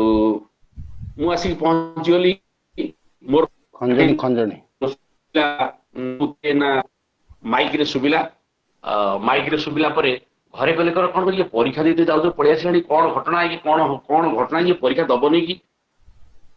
ଆଉ ଇଏ କଣ ପାସ୍ କରିବନି, ଏଥର ଫେଲ ହବ କି। ତାପରେ ସବୁ ସରିଲା, ରାମାୟଣ ସରିଲା, ମୁଁ ଘରେ ଯାଇକି ପହଞ୍ଚିଲି। ସେଦିନ ରାତି ଘରେ ରହିଲି। ଘରେ ଟିକେ ବିରକ୍ତି ହେଲେ। ମୁଁ କହିଲି ଠିକ ଅଛି, ମୁଁ ଯାଉଛି ପୁଣି ପୁନର୍ବାର ପରୀକ୍ଷା ଦେବା ପାଇଁ। ପ୍ରଭୁଙ୍କ ଇଚ୍ଛାରେ ମୁଁ ଗଲି ଏବଂ ସୁନ୍ଦର ଭାବେ ମୋର ପରୀକ୍ଷା ଚାଲିଲା ଏବଂ ମୁଁ ଭଲ ଭାବରେ ପାସ୍ କଲି। ଇଏ ଆଉ ଗୋଟିଏ ଘଟଣା ଥିଲା। ଆଉ ମୁଁ ସେଇ ସମୟରେ ଋଷିକେଶ ସହିତ ମୋର ସମ୍ପର୍କ ଥିଲା। ଶିବାନନ୍ଦ ଚିଦାନନ୍ଦ ଯୋଉ ୱିଜଡମ ଲାଇଟ୍ ସେତେବେଳେ ବାହାରୁଥିଲା, ସେ ପତ୍ରିକା ମୁଁ ମତେ ମୋ ପାଖକୁ ଆସୁଥିଲା ଏବଂ ସେ ଯୋଉ ତୁଳସୀ ମାଳ ମୋ ପାଖକୁ ସେଇଠୁ ଆସିଥିଲା। ସେ ତୁଳସୀ ମାଳ ଏବେ ବି ଅଛି। ଯେତେବେଳେ ପାରାୟଣରେ ବସେ ତାକୁ ମୁଁ ଗ୍ରହଣ କରେ। ପରବର୍ତ୍ତୀ ଅବସ୍ଥାରେ ମୁଁ ମଧ୍ୟ ଯେତେବେଳେ ଗ୍ରାଜୁଏସନ ସରିଗଲା, ବିଶ୍ୱ ହିନ୍ଦୁ ପରିଷଦ RSS ସହିତ ମୋର ସମ୍ପର୍କ ହେଲା। ଶିଶୁ ମନ୍ଦିର, ସରସ୍ୱତୀ ଶିଶୁ ମନ୍ଦିର ଘସିପୁରାର ମୁଁ ମାନେ ଆରମ୍ଭ କରିଥିଲୁ, ସେଥିରେ ପ୍ରଧାନ ଆଚାର୍ଯ୍ୟ ଥିଲି। ଏବଂ ଘରେ ଯେତେବେଳେ ଦେଖିଲେ ଇଏ ସବୁ ଏଇଭଳି ଭାବେ ସମସ୍ତେ ଯୋଉମାନେ ଏଠି ରହୁଛନ୍ତି, ଏ ସବୁ ସଂସ୍ଥାରେ ସବୁ ବ୍ୟାଚଲର ସବୁ ଏଇଭଳି କଣ କରିବେ, ତେଣୁ ମତେ ସିଏ ବାପା କହିଲେ ମୁଁ ହରିଚନ୍ଦନପୁରରେ ରହୁଛି, ସେଇଠିକି ଚାଲ, ସେଇଠିକି ଗୋଟେ ରହିବୁ। ଏଠି ଖୋଜୁଥିଲେ ସେଇ ସମୟରେ, ମତେ ଧରି ଆଣିଲେ, ଏଠି ରହିଲି। ତାପରେ MA ପରୀକ୍ଷା ଦେବାକୁ ଗଲା ବେଳକୁ ପୁନର୍ବାର ସେ ଶିଶୁ ମନ୍ଦିରକୁ ପଳେଇଲି। ପୁଣି ଥରେ ଏମାନେ ମତେ ଯାଇକି ଖୋଜି ଧରିକି ଆସିଲେ। ଏବେ ସେଠୁ ଏଇଠି ରହିକି ମୁଁ ଏଇ ଆଦିବାସୀ ଅଧ୍ୟୁଷିତ ଅଞ୍ଚଳର ଜ୍ଞାନର ବିକାଶ କରିବା ପାଇଁ ନିଜକୁ ସମର୍ପଣ କରିଦେଲି। ଏଇ ଭିତରେ ମଧ୍ୟ ଅନେକ ତିକ୍ତ ଅନୁଭୂତି ମୋ ଜୀବନରେ ଘଟିଛି ଏବଂ ଯେଉଁମାନେ ବି ମୋ ସହିତ ମତେ ବିପଦରେ ପକେଇବାକୁ ଚାହିଁଥିଲେ, ଯେହେତୁ ମୁଁ ପ୍ରଭୁଙ୍କର ଚରଣାଶ୍ରିତ, ପ୍ରଭୁଙ୍କ ପାଖରେ ମୋର ମନ ହୃଦୟକୁ ବିକି ଦେଇଛି, ସେମାନେ ନିଶ୍ଚିତ ଭାବେ ବ୍ରହ୍ମ ଚାପୁଡା ସାଡୁ ପାଉଥିଲେ ଏବଂ ଦଣ୍ଡରେ ଦଣ୍ଡିତ ହେଉଥିଲେ। ଏକଥା ମଧ୍ୟ ଏ ଆଞ୍ଚଳିକ ଲୋକ ମଧ୍ୟ କହୁଛନ୍ତି। ତେଣୁ ଏଇଭଳି ଅନେକ ଅନୁଭୂତି ଅଛି। ଆଜିର ଏ ଅନୁଭୂତି ପର୍ଯ୍ୟାୟକୁ ମୁଁ ଆଉ ବିଶେଷ ଲମ୍ବା କରିବାକୁ ଚାହୁଁନି, ଅନେକ ସମୟ ହେଇଗଲାଣି। ଯଦି ଅନୁମତି ମିଳେ ତାହେଲେ ମୁଁ ଏଇଠୁ ମୋର ଅନୁଭୂତିକୁ ଏଇଠି ସାଙ୍ଗ କରିବାକୁ ଯାଉଛି। ପରବର୍ତ୍ତୀ ଅବସ୍ଥାରେ ଯଦି ସମୟ ସୁଯୋଗ ମିଳେ, ଆହୁରି ଯୋଉ ତିକ୍ତ ଅନୁଭୂତି ମୋ ଜୀବନରେ ଅଛି ଏବଂ ଯୋଉ ଅନୁଭୂତି ପାଇଁ ମୁଁ ସମଗ୍ର ରାଜ୍ୟରେ ଚର୍ଚ୍ଚିତ ଥିଲି, ସେଇଭଳି ଅନୁଭୂତି କେବେ କହିବାର ସୁଯୋଗ ମିଳିଲେ ନିଶ୍ଚିତ କହିବି। ତେଣୁ ଆଜିର এই ଅନୁଭୂତି କାର୍ଯ୍ୟକ୍ରମରେ ମୋର ବକ୍ତବ୍ୟକୁ ଏଇଠି ସାଙ୍ଗ କରୁଛି। ଯଦି କିଛି ଦୋଷ ତ୍ରୁଟି ଥାଏ, ବଡ଼ପଣରେ ବଡ଼ ଗୁଣରେ ମତେ ନିଶ୍ଚିତ ଭାବେ କ୍ଷମା ପ୍ରାର୍ଥନା କରିବେ। ଜୟ ଜଗନ୍ନାଥ, ଜୟ ସୀତାରାମ। ସମସ୍ତଙ୍କୁ ମୋର ପୁନର୍ବାର ଆଭୂମ ଦଣ୍ଡବତ ପ୍ରଣାମ। ଜୟ ଜଗନ୍ନାଥ, ଜୟ ଜଗନ୍ନାଥ। ବହୁତ ସୁନ୍ଦର ଥିଲା ଆପଣଙ୍କର ଅନୁଭୂତି। ଆପଣଙ୍କ ଅନୁଭୂତି ନିଶ୍ଚିତ ଭାବରେ ଭଗବତ ସମର୍ପିତ। ଆଉ ଆପଣ ସେ ଅନୁଭୂତିକୁ ଖୁବ ସୁନ୍ଦର ଭାବରେ ବି ବଖାଣିଲେ। ଆପଣଙ୍କୁ ଅଶେଷ ଅଶେଷ ଧନ୍ୟବାଦ। ଯାହା ହଉ, ଏଇଭଳି ଭାବରେ ଆମେ ପର୍ଯ୍ୟାୟକ୍ରମେ ସମସ୍ତଙ୍କ ପାଖରୁ ଶୁଣିବା ସମସ୍ତଙ୍କର ଅନୁଭୂତି। ଆମ ସହିତ ଅଛନ୍ତି ବାବା, ତାଙ୍କର ଅନୁଭୂତି ଟିକେ ଆମେ ଶୁଣିବା। ସେ କହିଥିଲେ ଥରେ ତାଙ୍କ ଅନୁଭୂତିକୁ କହିବେ ବୋଲି, ଗତ ଅଧ୍ୟାୟରେ ଅଳ୍ପ କିଛି କହିଥିଲେ। ଆମେ ତାଙ୍କୁ ଅନୁରୋଧ କରିବା। ଆମ ସହିତ ବାବା ଅଛନ୍ତି, ପୂଜ୍ୟ ପଣ୍ଡିତ ପ୍ରବାଚକ ପିତୃ ପ୍ରତିମ ଆମର ଅତି ଆପଣାର ପୂଜ୍ୟ ଶ୍ରୀଯୁକ୍ତ ଶ୍ୟାମ ସୁନ୍ଦର ଦାସ ମହାବାବୁଙ୍କୁ ମୁଁ ନିବେଦନ ରଖିବି ତାଙ୍କର ଅନୁଭୂତିକୁ ଆମକୁ ଟିକେ ବଖାଣିବେ। ଆଉ ଅନ୍ୟମାନେ ତ ପଳେଇ ଗଲେଣି। ଆଉ ମୁଁ ଅନୁରୋଧ କରିବି ଏହାପରେ ଆମର ପ୍ରଫୁଲ୍ଲ ଭାଇ ଅଛନ୍ତି, ଆମର ଅନୁସୟା ଅପା ଅଛନ୍ତି, ଆପଣମାନେ କେଉଁଦିନ କହିବେ। ଆମର ସୁରେନ୍ଦ୍ର ଭାଇ ଅଛନ୍ତି, ବିଷ୍ଣୁପ୍ରିୟା ଅପା ଅଛନ୍ତି। ଆପଣ କେଉଁଦିନ କହିବେ। ଆଜିର କାର୍ଯ୍ୟକ୍ରମ ଶେଷରେ ଆପଣ ମୋତେ ଦେବେ, ମୁଁ ତାକୁ ଲିଷ୍ଟ କରିକି ରଖିବି। ଆଉ ମୋତେ ଟିକେ ଅସୁବିଧା ହେଉଛି ଏଇ ଯେ ବିଭିନ୍ନ କାମ ଭିତରେ ମୁଁ ଟିକେ କାହାକୁ ଫୋନ୍ କରିପାରୁନି, ମୋତେ ଟିକେ ଜଣେଇଲେ ମୁଁ ସେଇ କ୍ରମରେ ରଖିଦେଇ ଚାଲିଯିବି। ସୁସ୍ୱାଗତ ବାବା ଆପଣଙ୍କୁ, ଆପଣଙ୍କର ଅନୁଭୂତି ରଖିବେ।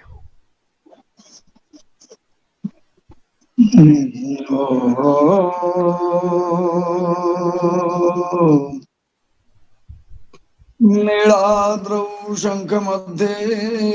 शरदलकमले रत्नसिंहासनस्थम्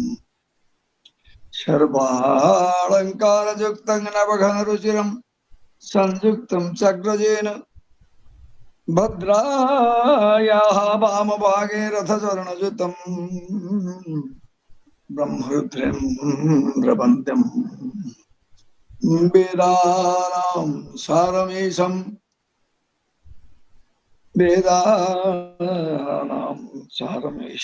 स्वजनपरिवृतं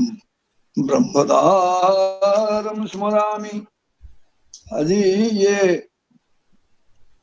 अनुभवर ठाकुर श्री जगन्नाथंकर अनुष्ठान रे उपस्थित समस्त साधु संत मंडली, सभापति श्रीयुक्त देवेंद्र नायक महोदय, संपादिका प्रणति मार, अधिकार जो प्रभाषक थे गोपाल कृष्ण पंडा महोदय एवं अन्य समस्त को मुझे प्रणाम जनाऊँ। महादेवर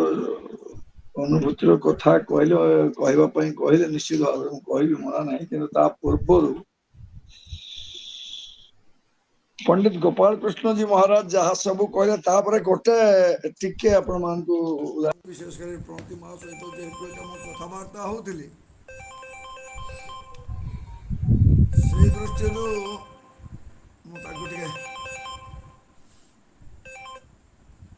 से दृष्टि समस्त समक्ष उपस्थापन कला मोर अनुभूति बहुत अच्छी निश्चित भाव थी, कारण जोटा को आम अनुभूति विचार करूने से गुड़ाक अनुभूति ही था। तेज ये आज पंडित गोपाल कृष्ण पंडा महोदय गोटे रकम 4 थर गोटे अध्याय को आम मान समक्ष उपस्थापन कले।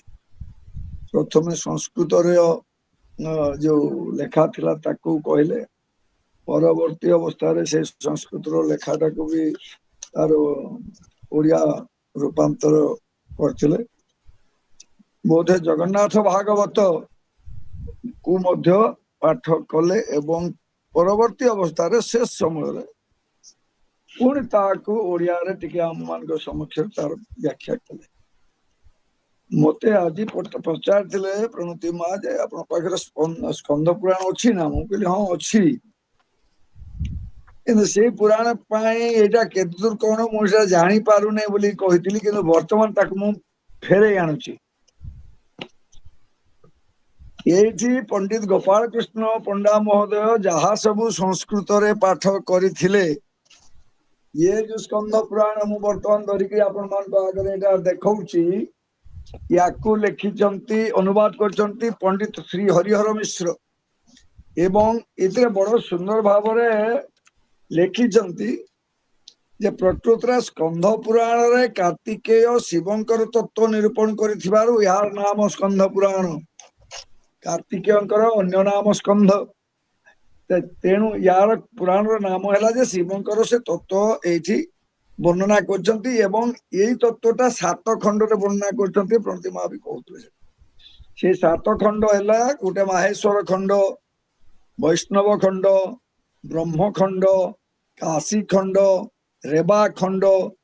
एटे कौन तापी खंड और प्रभास खंड, यही 7 खंड रे स्कंद पुराण विभक्त होती। एवं ये जो जगन्नाथ तत्व श्री पुरुषोत्तम क्षेत्र महिमा जो वर्णित होती सेटा हला वैष्णव खंड, से वैष्णव खंडरू उत्कल खंड आसीथिबार एठी लेखा जाइछि एवं ये जहाँ लिखिजंती मु तांको बहुत बहुत धन्यवाद दूची काहे कि ना पंडित गोपाल कृष्ण पंडा महोदय जहाँ सब कहले संस्कृत रे ताकु मु या सहित मिले कि देखुतिली सबु किछि प्रथम अध्याय रे से जो जयमुनि मुनि को पासे करले जे अळी हे महर्षि अट तुम्बे सर्वशास्त्रवेत्ता ए जे तीर्थ रे जे महात्मा से सकल ज्ञाता श्री पुरुषोत्तम क्षेत्र सर्वतीर्थे सार इति पूर्वे कहूछि आहे मुनिपुर इत्यादि पचारले से जहाँ जहाँ से कहते सब ये अच्छी परम पवित्र अति आश्चर्य ये तीर्थ 10 योजन विस्तृत सागर बेष्टित एटा भी पंडित पंडा महोदय संस्कृत थिला मध्यस्थले विराजित श्रीनील पर्वत पृथ्वीर एक स्तन परि सुशोभित पुरा काले बराह रूपरि नारायण प्रलय जले पृथ्वी हुंते निमग्न करिले उद्धार ब्रह्मा मिलित तत्क्षण सर्वतो भावे ताकु करले शोभन इत्यादि जहाँ सब वर्णना करथिले एतरे सबु अछि एवं जोटा कि कहले सुवर्णर हुए जात नाना अलंकार तादृश जगत गुण त्रयर विकार एमिति तुम्हारो प्रेरित बुद्धि सर्वजीव गुण करंती जगते शुभा शुभ अनुष्ठान गरुड़ध्वज गरुड़ पृष्ठे विजय करी ब्रह्मांक स्तुति तोष हेले भगवान कहवाको अष्टाधार करिले कंपन ये जहाँ सब तुम्भ मो मध्य आउ नाही विकल्प तुम्भर जहिरे रुचि मो रुचि तहिरे अन्यथा विचार आउ न कर मनरे ये सब आज पंडित गोपाल कृष्ण पंडा महोदय तांकर से प्रकाश करिसंती तेणु मु तो माने संपूर्ण भाव रे एतरे एक मत जे एटा होची सेही संस्कृत हाँ जगन्नाथ भागवतंकर जे रचयिता से होचंती चैतन्य दास बोधि कहउतले प्रणतिमा ये होचंती हरिहर ये होचंती हरिहर दास ना किए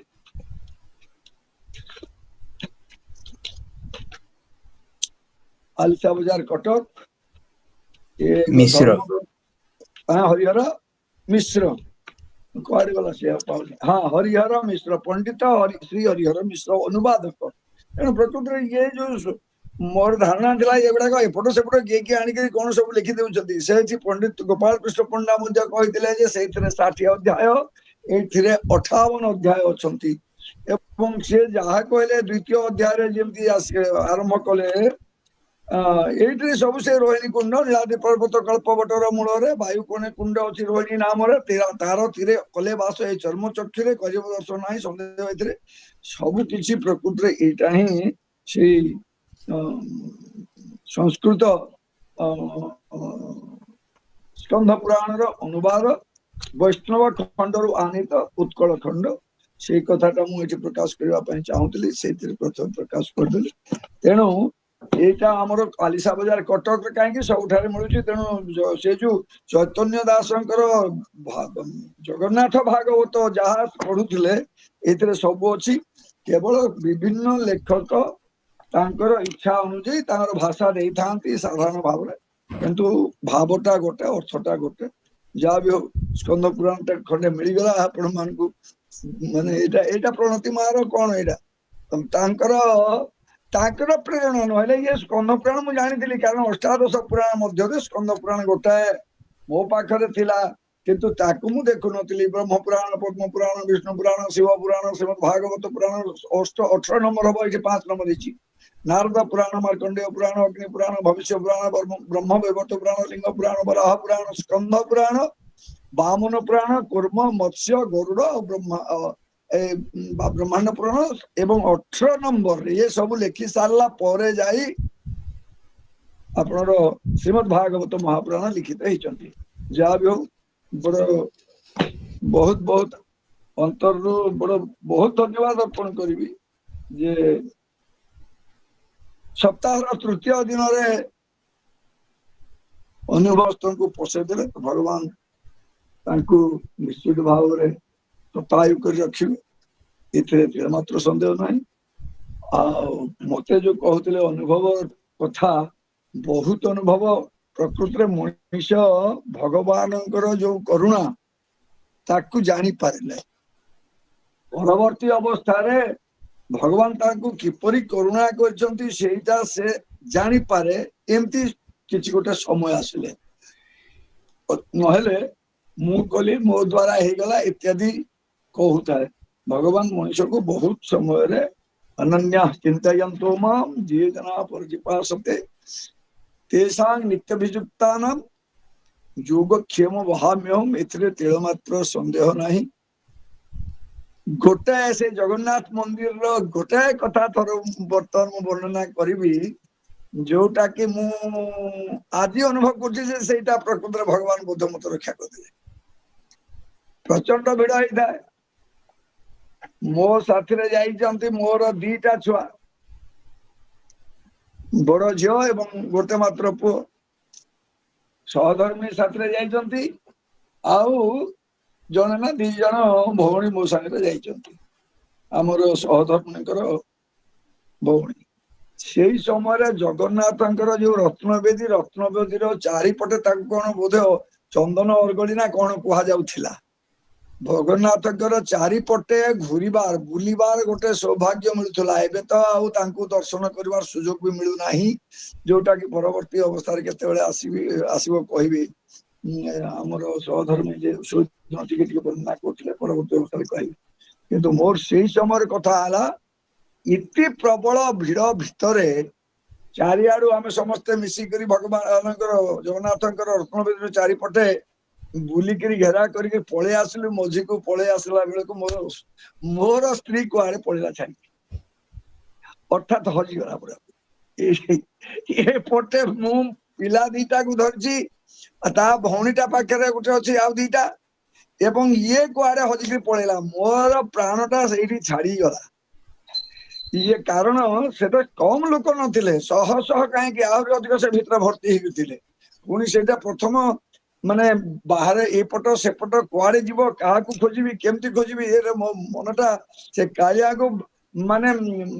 ସେ ବାଧିଲା, ଜାଣି କ୍ଷମା କର ନହେଲେ ରମା ଭଳିଆ ଗୋଟେ ତାଙ୍କ ପ୍ରତି ବିରକ୍ତି ଭାବଟେ ଆସିଲା। ଇଏ କି ଧନ୍ଦା ଲାଗିକିରି ସବୁ ବାରମ୍ବାର କହୁଥାଏ, ପ୍ରଭୁ ମୋ ମାନେ ଗୃହିଣୀ ସହିତ ମିଳେଇ ଦିଅ, ଅଯଥା ହଇରାଣ ନ ହୁଏ। ନହେଲେ ଇଏ ପୁରୀରେ ଯଦି ସେ ହଜିଯିବ ତାହେଲେ ଅସୁବିଧା ହେଇଯିବ। ପୁରୀ ଜଗନ୍ନାଥ ମନ୍ଦିରକୁ ଦେଖି ଆସିବାଟା ବାସି ପଡିଯିବ। କିନ୍ତୁ ପ୍ରକୃତରେ କିଛି ସମୟ ଗଲା ପରେ ସେ ବାହାରେ କୁଆଡେ ଯାଇନାହିଁ, ଆଗରୁ ଦେଖି ନାହିଁ, ପୁରୀ ମନ୍ଦିରକୁ ବି ଦେଖି ନାହିଁ। ସେ ଭିତରେ ସେ ଦେଖିକିରି ଠିକ ଜାଗାରେ ଯୋଉ ରାସ୍ତାରେ ଯାଇଥିଲା ସେଇ ଜାଗାରେ ଆସିକି ଠିଆ ହେଇଥିଲା। ମୁଁ ତାକୁ ପାଇଗଲି, ଭଗବାନଙ୍କୁ ବହୁତ ବହୁତ ଧନ୍ୟବାଦ ଦେଲି। କହିବାର ତାତ୍ପର୍ଯ୍ୟ ହେଲା, ଭଗବାନ ପ୍ରକୃତରେ ତାଙ୍କ ପ୍ରତି ଯଦି ଭକ୍ତି ଥିବ, ତାଙ୍କ ପ୍ରତି ଯଦି ଆସ୍ଥା ଥିବ, ତାହେଲେ ନିଶ୍ଚିତ ଭାବରେ ମାନେ ସାହାଯ୍ୟ କରିବେ। ଏଇଥିରେ ଦ୍ୱିମତ ହବାର କିଛି ନାହିଁ। ସେ ବର୍ତ୍ତମାନ ଯୋଉ ରତିନାରାୟଣ ବାବୁ କହୁଥିଲେ, ପ୍ରବଳ ଭାବରେ ମେଘ ମାରି ଆସୁଛି, କିଏ କହୁଛନ୍ତି ଇଏ ପାଗଳ ହେଲେଣି, ଏମିତି ପାଗରେ କିଏ କରେ କି? ଇଏ ଭଗବାନଙ୍କ ଉପରେ ପ୍ରବଳ ଆସ୍ଥା ଥାଇ ସେ ଭଗବାନ ରଖିଦେବେ, ଚାଲ ବୋଲିକି କହିକିରି କାମଟା କରେଇଦେଲେ। ନିଶ୍ଚିତ ଭାବରେ ଭଗବାନ ରଖିଲେ। ନହେଲେ ସେଇ ସମୟରେ ବିଶେଷ କରି ପୂର୍ବ ଓଡିଶାରେ ମାନେ ଯୋଉ ମାନେ ଘଡଘଡି ଚଡଚଡି ଯୋଉ ବର୍ଷା ପ୍ରାବଲ୍ୟ, ସେଇଟା ପ୍ରକୃତରେ ହେଇପାରିବା କଥା ନୁହଁ। ତେଣୁ ୟାକୁ ଭଗବାନଙ୍କ ଉପରେ ଆସ୍ଥା ନ ରଖିଲେ ଇଏ ଭଳିଆ ବିଭିନ୍ନ ପ୍ରକାର ଯୋଉ ଅଭିଜ୍ଞତା ଆସିବ ନାହିଁ। ଏବଂ ସେ ଅଭିଜ୍ଞତାଟାକୁ ଆମେ ଯୋଉ ଆଡେଇ ଦଉ, ଏଗୁଡାକ କିଛି ନୁହଁ, ଏଇଟା ହଉ ହଉ ହେଇଗଲା, ହଉ ହଉ ହେଇଗଲା ନୁହଁ, ସେଇଟା ଭଗବାନ ହିଁ ଆମକୁ ସେଇ ରାସ୍ତାରେ ବଞ୍ଚେଇଥାନ୍ତି। ତେଣୁ ଏତିକିରେ ମୁଁ ମୋର ଏଇ ଛୋଟିଆ ଅନୁଭୂତିଟାକୁ ଆପଣମାନଙ୍କ ସମକ୍ଷରେ ଉପସ୍ଥାପନ କରି ବାଣୀଟାକୁ ବିରାମ ଦେଉଛି। ନମୋ ବ୍ରହ୍ମଣ୍ୟ ଦେବାୟ ଗो ବ୍ରାହ୍ମଣ ହିତାୟ ଜଗନ୍ନିତାୟ କୃଷ୍ଣାୟ ଗୋବିନ୍ଦାୟ ନମଃ। ହରି ଓମ୍ ତତ୍ସତ୍। ହରି ଓମ୍। ବହୁତ ବହୁତ ଧନ୍ୟବାଦ ବାବା। ଯାହା ହଉ, ଅନୁଭୂତି ତ ଅନେକ ପ୍ରକାର ଥାଏ, କେଉଁ ଭଳି ଭାବରେ ଆସେ ଆଉ କେଉଁ ଭଳି ଭାବରେ ବିଭିନ୍ନ ଅସୁବିଧାରୁ, ବିଭିନ୍ନ ସଙ୍କଟରୁ ସେଇ ମହାପ୍ରଭୁ ହିଁ ଉଦ୍ଧାର କରନ୍ତି। ତାକୁ କେବଳ ଅନୁଭବୀ ହିଁ ତାକୁ ଉପଲବ୍ଧି କରିପାରେ, ଅନ୍ୟମାନେ କିଏ ଉପଲବ୍ଧି କରିପାରନ୍ତିନି। ଏହା ନିଶ୍ଚିତ ଭାବରେ ସତ୍ୟ କଥା। ଯାହା ହଉ, ଆପଣଙ୍କ ଅନୁଭୂତି ବି ନିଆରା ଥିଲା, ଆପଣଙ୍କ ଅନୁଭୂତି ଅନନ୍ୟ ଥିଲା। ବହୁତ ବହୁତ ଧନ୍ୟବାଦ। ମହାପ୍ରଭୁଙ୍କ ସହିତ ଆପଣଙ୍କର ଏଇ ଯୋଉ ଅପୂର୍ବ ସଂଯୋଗ, ଆଉ ଆପଣ ଯୋଉଭଳି ଭାବରେ ଦ୍ୱିଧା ଭିତରେ ପଡ଼ିଥିଲେ, ସେ ଦ୍ୱିଧା ସଙ୍କଟରୁ ଆପଣ पार पाइगले। बहुत बहुत धन्यवाद। सतरे गोटे नियारा कार्यक्रम से तो समस्त प्रभु से भावर ठाकुर बंधुकर बंधु समस्त बंधु जगबंधु आम परिवार नियारा प्रयास से जोड़ी होइथिबा समस्त ज्ञानी गुणी सज्जन मंडली को मु अशेष अशेष धन्यवाद जनाऊँगी और हृदय अनेक अनेक साधुवाद देती जे प्रभु प्रति एभली भक्ति और निष्ठा बुधवार गुरुवार शुक्रवार 3 दिन निश्चय आम सहित जोड़ी रहिबे ए भाव भक्तिर आसर एमती चालू थाउ। धन्यवाद देवी। आज बहुत सुंदर भावरे गोपाल बाबा स्कंद पुराण वर्णना कले अपांक आम ये सुवर्ण सुजोग पाइचु परिचालन प्रणति महापात्र अपांक निश्चय आपा कहते मत कि दबा दरकार नहीं भगवान सबुठी आसी पारती गोटे माध्यम खोजा पड़े ए बोधे माध्यम श्रीमती प्रणति महापात्र महोदय सबुठी